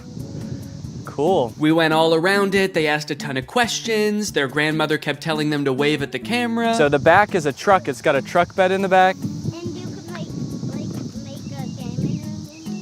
Oh, a gaming room. That's a good idea. I think this kid must watch a lot of Brent Rivera or something, because when he saw the back of the truck, he was like, oh my god, it's so big. You could fit a secret gaming room back here. And then when he saw the frunk, he was like, oh, this is too small. You could not fit a secret gaming room up here. It's like he only thought in terms of secret gaming rooms. It was insane. Uh-huh. Oh, good idea. I like it. That'll be a good first car, huh? Smile. 1, 2, 3. And with that, my time with the Cybertruck had come to an end. It was time to bring it back to the person I rented it from. And wait, what is that? What's going on with those podcast recommendations? And you know what? The music recommendations too. Who owns this car? All right, that's it. I'm pissing on this thing. All right, guys. Well, thank you for watching this. I hope you enjoyed it. Make sure you subscribe and turn on my notifications to join.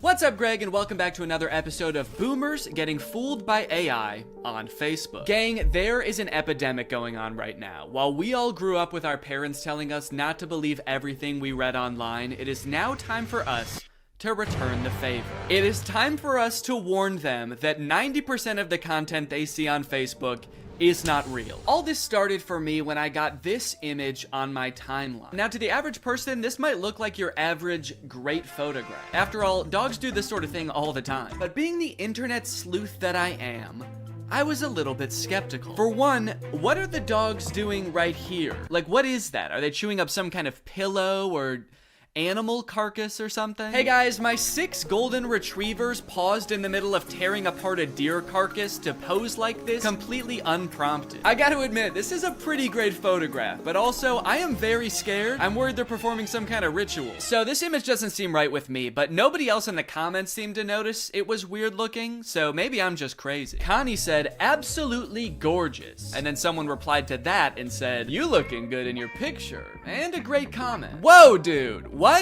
What a weird time to shoot your shot, dude. That was so out of the blue. Yeah, and actually, you know what's hotter than those dogs? You. And your comment. Hotter than the dogs? There's other weird parts of this image, like this dog that's either sitting on another dog or melted into another dog, but it is by far not the worst image on this account. You know, they say some people's dogs look exactly like their owners, and I think this is a great and terrifying example of that. There's a mix of responses on this image. Somebody should call the cops. Absolutely love. Creepy. Okay. Kinda mean. Look, I think we can all agree it's a terrifying image, but that baby did not choose to be born half dog, okay? He was probably cursed by a witch. Please be nice to him, he has enough to deal with. Plus, you haven't even seen this full image. You'd be really creeped out if you saw that this dog actually has human feet and ass. As I began to click on these AI-generated photos on Facebook, I started to get recommended them more and more, to the point where now, when I go on Facebook, it's pretty much just AI-generated content. This is another account that I found that posts images like this. It always seems to be a child sculpting something very impressive out of trash. And the people in the comments just eat this stuff up, dude. Great work. Keep it up. Great talent. Nice one. Thanks. What do you mean, thanks? Did you ask the kid to build this? Oh, finally. The kid I hired to build me a car is done with it. I can't wait to drive it around. I am 2 feet tall and a caveman, so this is perfect for me. All of the images in this genre give off the vibe of like, oh, look at this poor kid. He probably lives in a rural African country. He's probably poor, doesn't have many resources, but despite all that, somehow he is an incredible sculptor. Somehow he's defied all logic and found 1 million cloves of garlic to recreate the Titanic with. Could you do us a favor, guys, and just toss him a like. Could you just do it or he'll cry? They're like baiting you into feeling bad for them and thinking they're cute so that you'll engage with the picture, obviously encouraging them. But I gotta say, honestly, this kid, I don't feel bad for him at all. This kid has so much garlic. This kid is like a garlic kingpin. You know this isn't all of his garlic either. He's probably got a garlic Lamborghini, a garlic mansion where he parks this garlic yacht. He's living better than me. This dude is the garlic Mr. Beast. Not to mention he's way more defended against vampire attacks than any of us. Great work. Beautiful artwork. Where does he get all this garlic from? Okay, it is nice to see people questioning the validity of this image. Part of me does kind of think that they're not actually questioning whether the image is real or not. They just legitimately think that he got the garlic through nefarious means or something. I'm asking myself the same question, and garlic is expensive. They're turning on the kid. Thief! A garlic thief! This kid is stealing garlic from people who need it. Must have some pretty big pockets to steal all that garlic, young man. That must be why your arms are so long. You use them for sneaking and stealing. I'm Sam, and I made this from real wood. Great job, Sam. Totally normal house. Has all the features of a regular house. Nothing more and nothing less. Guys, toss Sam a like if you don't think his house is going to eat him. I'm trying to figure out what was happening here. How did the AI come up with this? Do you think the prompt was like kid standing in front of a little kid house? And the AI was like, little kid house, huh? Say no more, I know what that means. It's obviously a house with the soul of a small child imbued within it. It's beautiful and so well designed. Yeah, I mean, honestly, aside from the fact that there's no way to get in or out of the house, it's the most beautiful sentient house I've ever seen. I collected bananas to sculpt this bunny. And this person says, you know, you can eat them too. Those bananas you're using to sculpt the bunny, you might think that God just placed them here on Earth to sculpt with, but take off the outer peel and you'll be surprised. Now, I gotta say that usually I would agree with this person, but these bananas actually do not look edible. I don't know what's going on here, but these are not normal bananas. In fact, this whole thing kind of just looks like one mutated banana melted together. I don't even think this kid sculpted this. He just found a banana that already looked like a bunny. Wow, look at this kid. He sculpted Jesus sitting on a whale out of well, I'm not exactly sure what any of this is supposed to be. Are these diamonds? And then these are like, I don't know, these look like the containers that dishwasher pods come in. Very interesting material choices. Wow, look at this local impoverished child who made a Jesus sculpture out of only 1 million diamonds and other precious gems. Guys, toss him a like, he doesn't have much else. Made it with my own hands. And oh God, what a toll it took on this poor young child. He does not look so good, man. Made this with my own hands.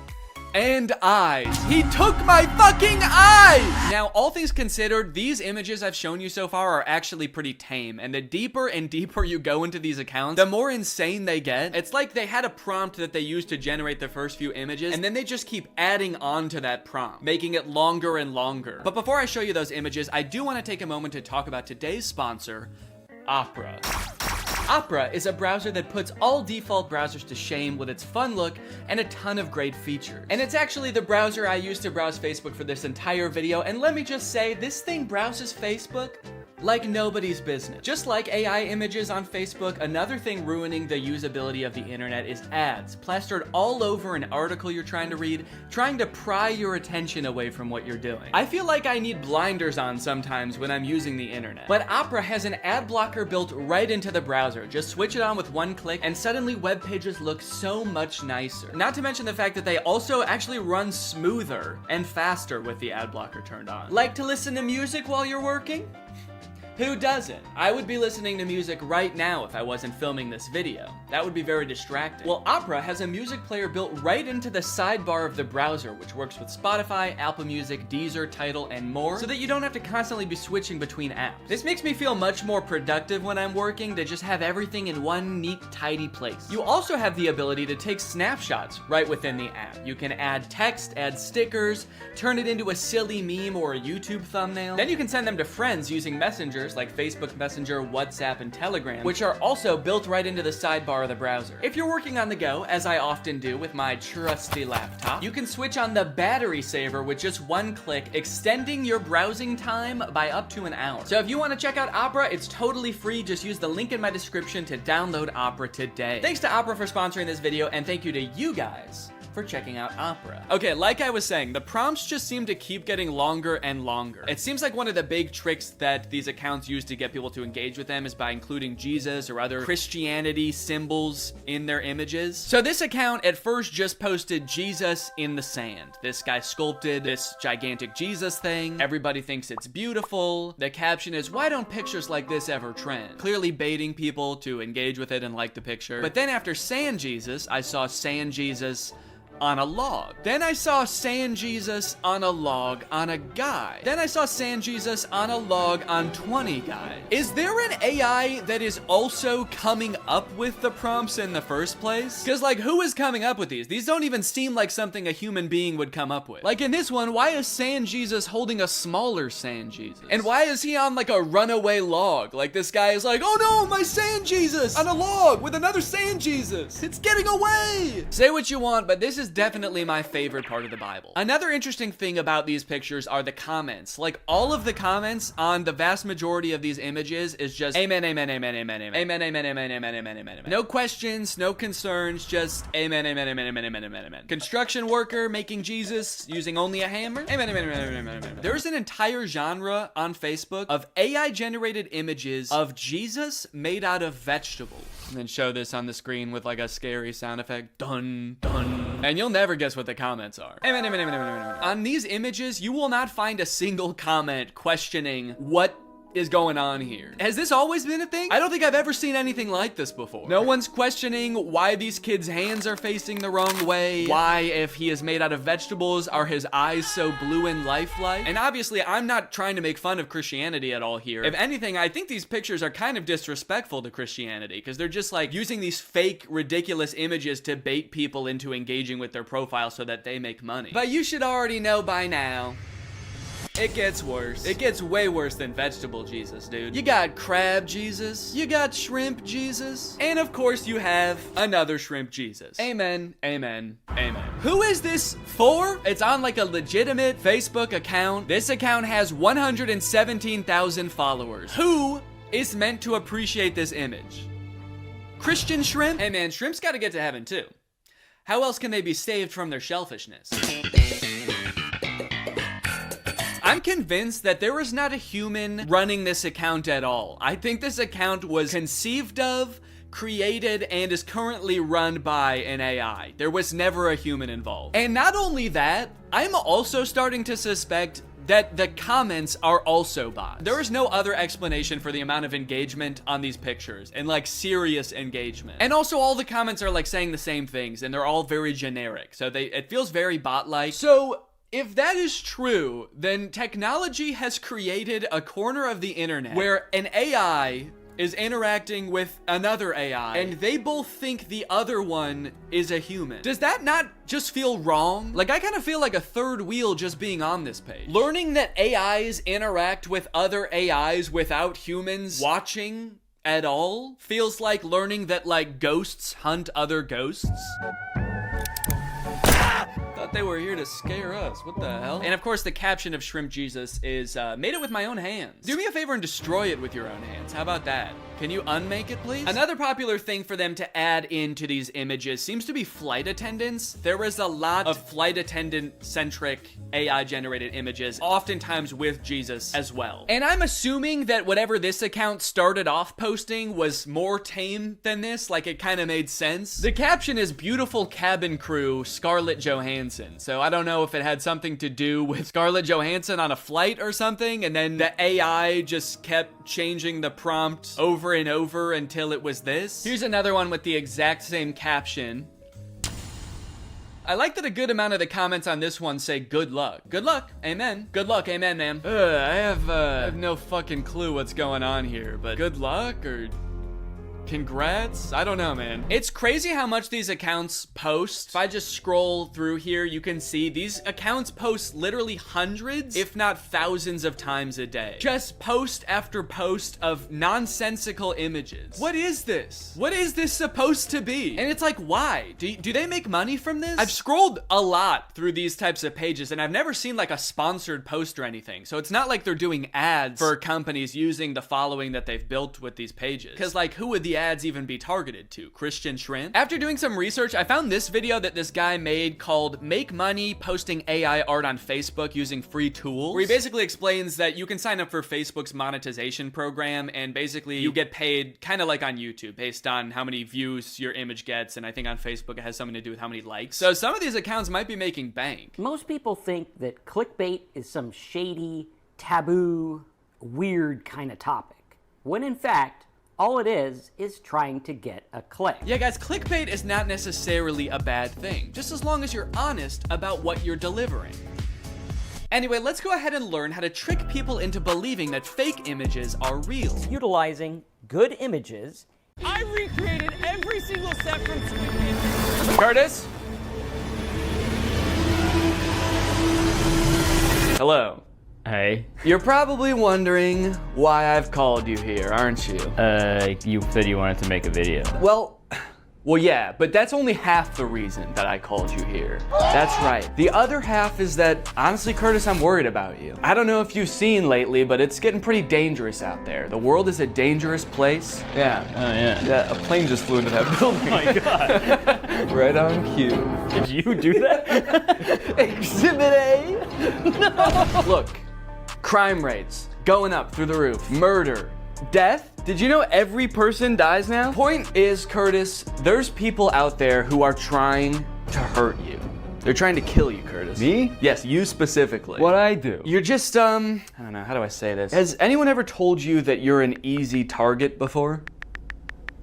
Huh? See, yep, that's exactly what I'm talking about, Curtis. The headphones, the texting, the hands in your pockets. If I started attacking you right now, you wouldn't even be able to defend yourself, man. Your hands are all busy. Not to mention, you're not even wearing shoes. Good luck running away. I was being polite. There's nothing polite about getting murdered, Curtis. Attack me, see what happens. How's that? What the fuck? Exactly, like I said. How? It's not all bad, all right? I have found a YouTube account that specializes in self-defense advice just for people like you. For easy targets. Okay, so you're gonna teach me how to not be such an easy target. Not only that, Curtis, I'm gonna teach you how to defend yourself from everyday life situations that we all encounter. Like another plane crash that you just like another getting mugged, getting stabbed. You're getting out of your car and some guy runs up behind you and just starts punching you in the back of the head. Yeah. This happens to you all the time. Yes, yeah, just all those happened this morning. But today, we're gonna fight back. That hurt? Come on, you could not have just hurt yourself like that. Why'd you do that to me? You did that. How could you? We were friends, man. This is worse than I thought. I'm a lost cause. Let's get into the video. So this is the self-defense guy we're gonna be watching. His name is Self-Defense Goat. Damn. Okay. No one's ever hurt him. This has a lot of enemies, I guess, though. Seems like Yeah, people that's are always true. Trying. I think he's just an idiot, putting himself in really dangerous situations all the time. Well, let's see what happens if this guy pulls a yellow gun on you. Give me your money. Yo, man, yo, take it. Yo, man, yo. Yo, man, yo. Someone pulls a gun on you, yo. Take it. Here.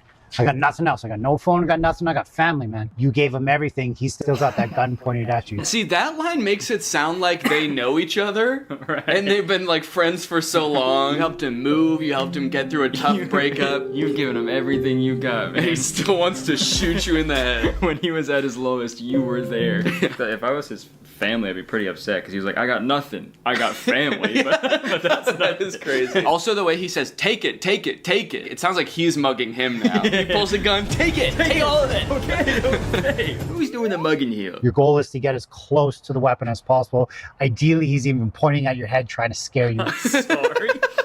Ideally, he's pointing a gun at your head. Maybe it's easier to grab it when it's, as far away from your hands as possible. Up here. Yeah. Maybe you like bite it. Yeah, maybe that's what he's about to do.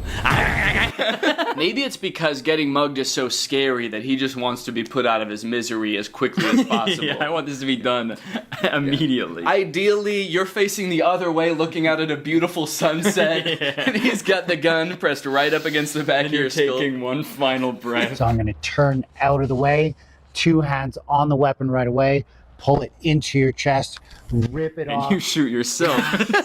Take the power out of his hands. Yeah. Get out of the way.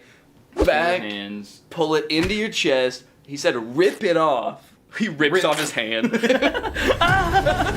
His tutorial is like how to stop a mugger is just talk to an imaginary cameraman and be like, no, this is what would happen if you're mugging someone. 'Cause I feel like that would kind of mess with their heads. Yeah, wait, pretend to be mugging me right now. Okay. Give me your fucking money right now. I gave him everything. Smash, smash, tap, rack, and go if need be. Yeah, so I mean that's pretty much just the classic smash, smash, tack rap. Smash, smash, tack rap, go if need be. I guess that's his like YouTube ad-friendly way of saying then shoot him in the head. Yeah. And if need be, go. Yeah. What are you in jail for? I goed. I went. Yeah. This one is going to be really important for you because this is how not to be an easy target, okay? Ah, okay. You got your no shoes on, you had your headphones on, hands in pockets. You're about to see just how dangerous that is. Okay, wow. Dude, he stabbed him in the ass. What was that sound? I don't know. I think it was the guy screaming. Wouldn't it be crazy if that was the whole video? Well, look at Mr. Karate Kid. That is a pretty sweet hoodie, though. Look how easy he's going to be to murder and take his phone. Sunglasses on, huge headphones, hoodie I could just rip him down with. Oh, you're mine, buddy. Okay, well, he didn't even do it, though. He's just talking, you're just imagining it. Oh, you're mine, buddy. He's already You're gone. dead. Like, oh, I'm going to enjoy this one. All right, yeah, it's on. Oh, yeah. Wait, where'd he go? It's nighttime all of a sudden. Is he saying that out loud? It must be in his head. Okay. Now let's find out how to not be an easy target. Oh, look at Denim Dan. This guy's going to be an easy target. Well, maybe not.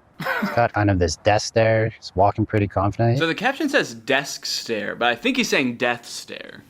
Desk there. Oh. He's got kind of this desk. He got like a desk strapped to his. I feel like that gaming. I guess it's a pretty hard target. You got a big desk in the way. Yeah, he's clearly cracked at Fortnite. This desk there. He's walking pretty confident. Yeah, he also says he's walking pretty confidently as this guy is like... Yeah, he's so scared. How are you supposed to, like, other people walking down the street, like...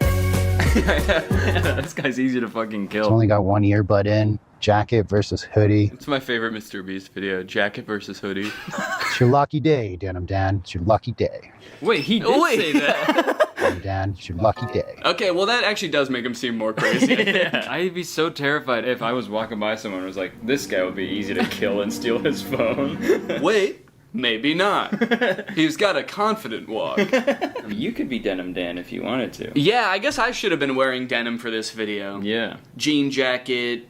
Gene hat. Gene Wilder. Gene Wilder's here.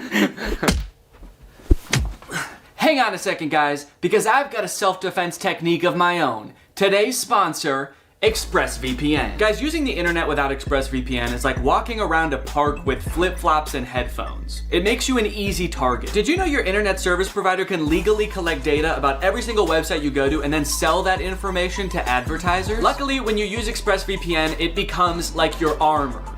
Your Gene armor. Your internet service provider can't see your activity. Your identity is anonymous thanks to a secure VPN server. And your data is encrypted for maximum self-defense.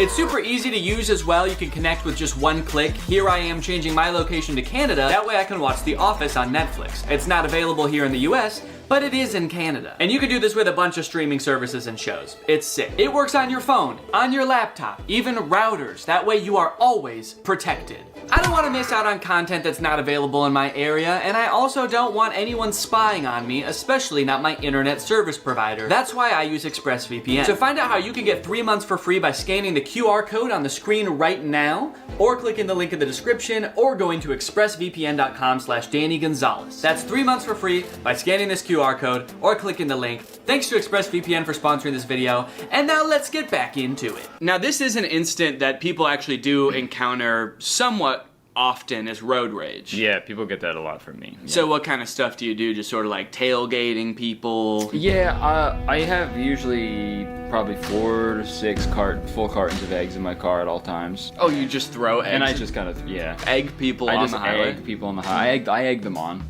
Quite literally. Yo, what are you doing, Matt? What the hell's your problem? Yo, man, yo, chill. When it comes to self-defense... Oh, he's okay. Yeah, the rest of this video is from heaven. He's just like an angel. So what's crazy about this road rage incident is this guy cuts him off. He didn't even have to stop. I mean, I get that people get super irrational during road rage incidences, but it seems I feel like this person should be the one who got out to shoot him because he got cut off. Right, yeah. The other guy cut him off so bad that he had to kill him. It's like no one can know about this. He almost caused the accident, right? But what did I do? I honked the horn, I fingered him. I missed that part of the video. Yeah, when did that happen? Yo, what the fuck are you doing? Yeah, you were fucked up for that, actually. That was super weird. He fingered... What does that mean? Oh, like... You gotta check your ego, man. Don't finger him. Don't him Don't make that guy sing, man. Even though I wasn't technically in the wrong. Wait, hold on. Did you notice that in the video he had like his wife or girlfriend in the car next to him? And she also got shot? Okay, yeah, so see, there's someone in the passenger seat here. Yeah. But then as he's talking to the camera... Check your ego. Even though I wasn't technically in the wrong. He cut me off. She's So this is a real death that happened. Yeah, he's like, luckily I did survive this incident. She did not. Don't worry, the paramedics are on their way. I just wanted to film this video real quick. Luckily, he's a very bad shot. Every bullet hit my wife. I escalated the situation. He felt like he was threatened. Felt like he was threatened. He was in his own car. Yeah, he was fine. That psycho's trying to kill me! I'm gonna kill his wife. He felt like he was threatened and now I'm dead. Okay, yeah, he is dead. Yeah, he's dead. Confirmed. That is canon. And looking at his account, yeah, this is the last video he ever posted. That's not having a self-defense mindset. Be smart. Stay safe out there. Check your ego. Oh my god. Wait, but he checked his ego. Why is he still getting shot? I guess he didn't check. I guess that guy didn't check his ego. Yeah. It's like, come back here and finger me. Finger me, are you... So there's don't be an easy target. Yeah. But also maintain a self-defense mindset. And I do appreciate that. It's like try not to get into the situation where you need to be defending yourself in the first place. Right. I think we can all agree that's probably the best self-defense tactic you have available. Belt versus knife self-defense. Yo, give me your money. Stay back, man. Stay back. Yo, is that a knife, bro? Do you know how to use your belt for self-defense? Do you? Yeah, I don't It took you like 20 seconds to take off your belt. I don't know if you noticed there, but he had some good tactics to stall the guy. He said, yo, is that a knife? Like he was going to be interested in what kind of knife it was. Yeah, yo, is that my favorite knife you have? Is that a Swiss Army knife? Damn. Cool, man. Hold on 1 second. I gotta jerk off to this knife. Just kidding. Also, he must have a really big belt buckle. Like how brutally this guy gets hit is actually pretty crazy. Just wanted to show you my knife. Yeah, I was trying to sell this knife to you. That's why I said, give me your money. Damn, look at that wide stance for this too. That's crazy. He's doing the splits. Some fucking psychopath. You mess with the wrong guy. Here's how you defend yourself against a knife. Oh, do. Oh, do. Oh, please do. That's what the mugger says when you pull out your belt. Oh, do. Back, he was that a knife, bro. Oh, do. Oh, do. These are really good captions. Yeah. Okay. I like that they like to start the videos with someone just being brutally murdered. Yeah, it's a good way for audience retention, right? I feel like from now on we should just start our videos with killing someone, like right in the first frame. We just have some poor bastard. Maybe his car broke down on the side. He's covered in eggs. You know, I took him home, and I took him home. And I start my video. I'm like, hey guys. The guy in the headlock is like, I gave him everything. Folks! Yeah. You know what to do when somebody pins you against the fence and stabs the shit out of you? I firmly believe there's nothing you can do. No. I mean, there's definitely things to do to avoid getting here in the first place, but when you're here... There's nothing you can do. Yeah. Ow. You're dead, man. Fence and stabs the shit out of you? He says it in a way that has like that that relatable moment when someone pins you against the fence and stabs the shit out of you. We've been there, man. I'm trying to establish control of the weapon. If I can get my forearm here, great, but he counters that by pushing me away. If he pushes me away, this is my new threat. It'd be crazy if in this hypothetical situation that's like now very controlled, he still gets stabbed to death. He's like, and I'm trying to get his knife, but he just keeps getting me. I put my forearm, he counters. God, this guy's good. This guy is the self-offense goat. I'm moving that out of the way. Now his butt's to me, and I finger him. In the States, shoot him. If you're in Canada, run. He's got a knife. Sorry, buddy. Damn. You're not allowed to shoot him. 3 signs you're getting punched. That one sounds funny. 3 signs you're getting punched. Number 1. Ow! You look like Tom Hardy if I ordered you on Wish. Oh, yeah? Oh. You look like Tom Hardy if I ordered you on Wish. Not Tom Hardy. Right, yeah. So thank you. You look like the face Tom Hardy would make if I ordered you on Wish. Tom Hardy would be like, okay. Do you know the 3 most common signs before someone punches you in the face? Sign number 1, you just told someone they look like if Tom Hardy if they ordered you on Wish. First sign, forward aggression. Second thing to look for is those clenching of the fist. What do you think the third one's gonna be at this point? He's just like cocking his arm back? Yeah, winding it up, I guess. If someone says why I oughta, you're done for. Tension, and they're getting prepared for something that maybe you're not prepared for. They could be getting prepared for something. If they're moving towards you with fists clenched. Well, what could it be? Visual diversion? That's gonna be the third one? What? The third one, they're going to be looking off in another direction, trying to distract you with their eyes so that you look away for that split second so that they get the job done. I may be moving forward towards you, fists clenched. Yeah. But I'm actually gonna punch that guy. Hey, Curtis, let's both go punch that guy. Okay. Oh. Bouquet of flowers. Oh, it's on okay. No. Yeah, really? Here's 3 signs David Copperfield's about to beat the shit out of you. Look at here. What to do if you're pushed? What, you want to go? Jesus.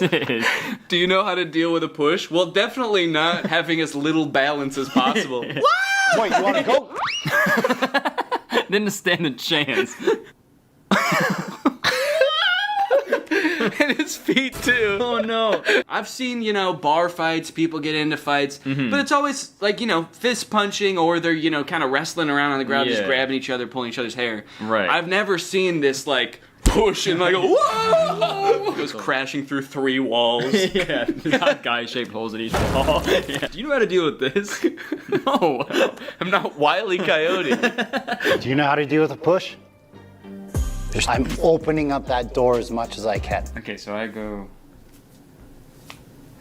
But then I can go like that. Yeah. We'll knock each other out. Do you know how to knock yourself and your opponent out at the same time? So the key here is as it comes up is just open up enough. Hopefully my boxing turns on now. And God, he looks so scared there. Don't hurt me. Please. Not again.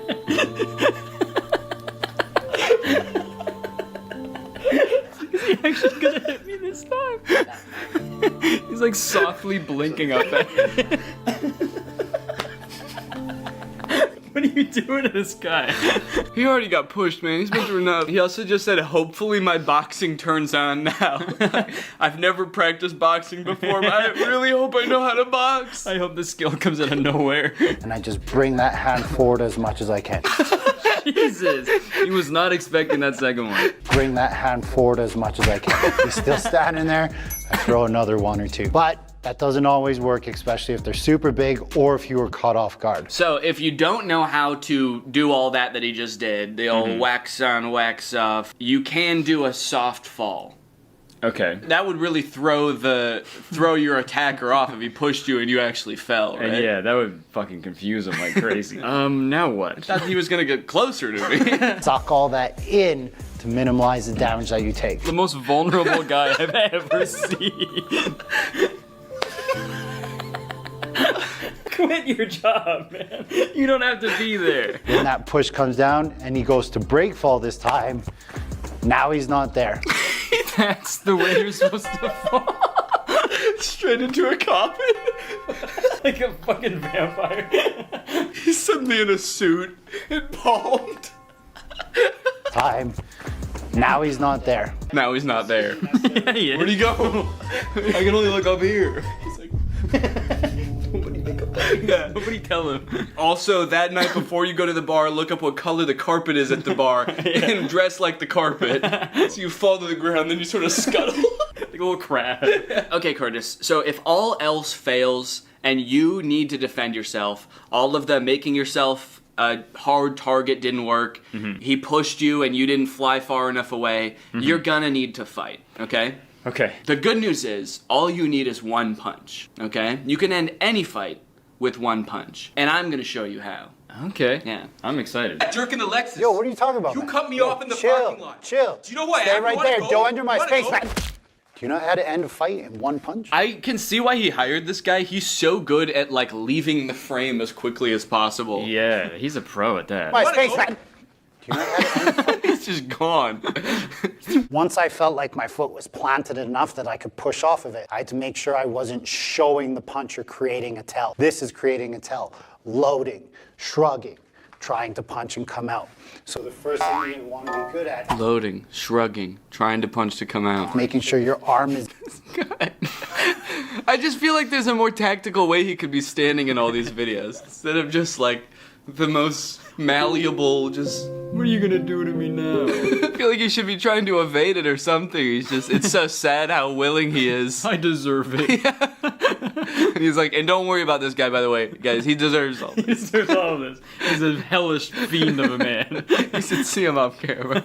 Remember, in self-defense, he's approaching me, I'm hitting him, and I'm trying to get away. He said you're punching him and trying to get away. Yeah, you gotta pick one, I think. Yeah. He's on the ground, you're punching him, and you're like, let me get out of here!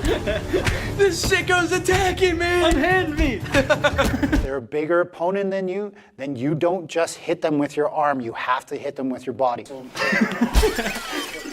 If they're further away from you, you can open up the hand and do like fingers into the eyes. You might break your fingers, but at least you're not going to get involved in a fight anymore. If you train martial arts, use your fist. If you don't train martial arts, use your palm. I thought this was gonna be like a one punch. Like he's gonna teach us how to do one specific punch, but he's Right. like, I don't know, you might want to stick your finger. Let me think. You might want to stick your fingers in his eyes. You might want to finger his butthole. hit him with this side of your hand. This part with your body. Yeah, lean him over, spank his ass. Spank his ass, pull and tug on his wiener. I don't know. What was I talking about? The title is End a Fight with One Punch. There is no guarantee when it comes to self-defense, like one punch is going to get the job done. That's just clickbait, guys. What the fuck? He said that like that's not the title of his video, but other people do that. Yeah, I would never clickbait you guys. Look, other people are gonna try to convince you can end a fight with one punch. That's just a bunch of clickbait bullshit. The pussies would say I would never do that. And honestly, only pussies would fall for that too. But anyway, thank you guys for watching this video. Thank you for the money. The reason why I punched him in his face, because his hands weren't protecting his face. If his hands were here, it's a whole different entry. And that's the end of the video. Nice. Honestly, I'm sure there is some good self-defense advice in here, but I just like the way these videos are shot. Yeah, they're especially the short videos, because he's like, okay, we got to get people's attention. So. Yeah. Yeah. All right, Curtis. Well, you know what? Honestly, man, I'm proud of you.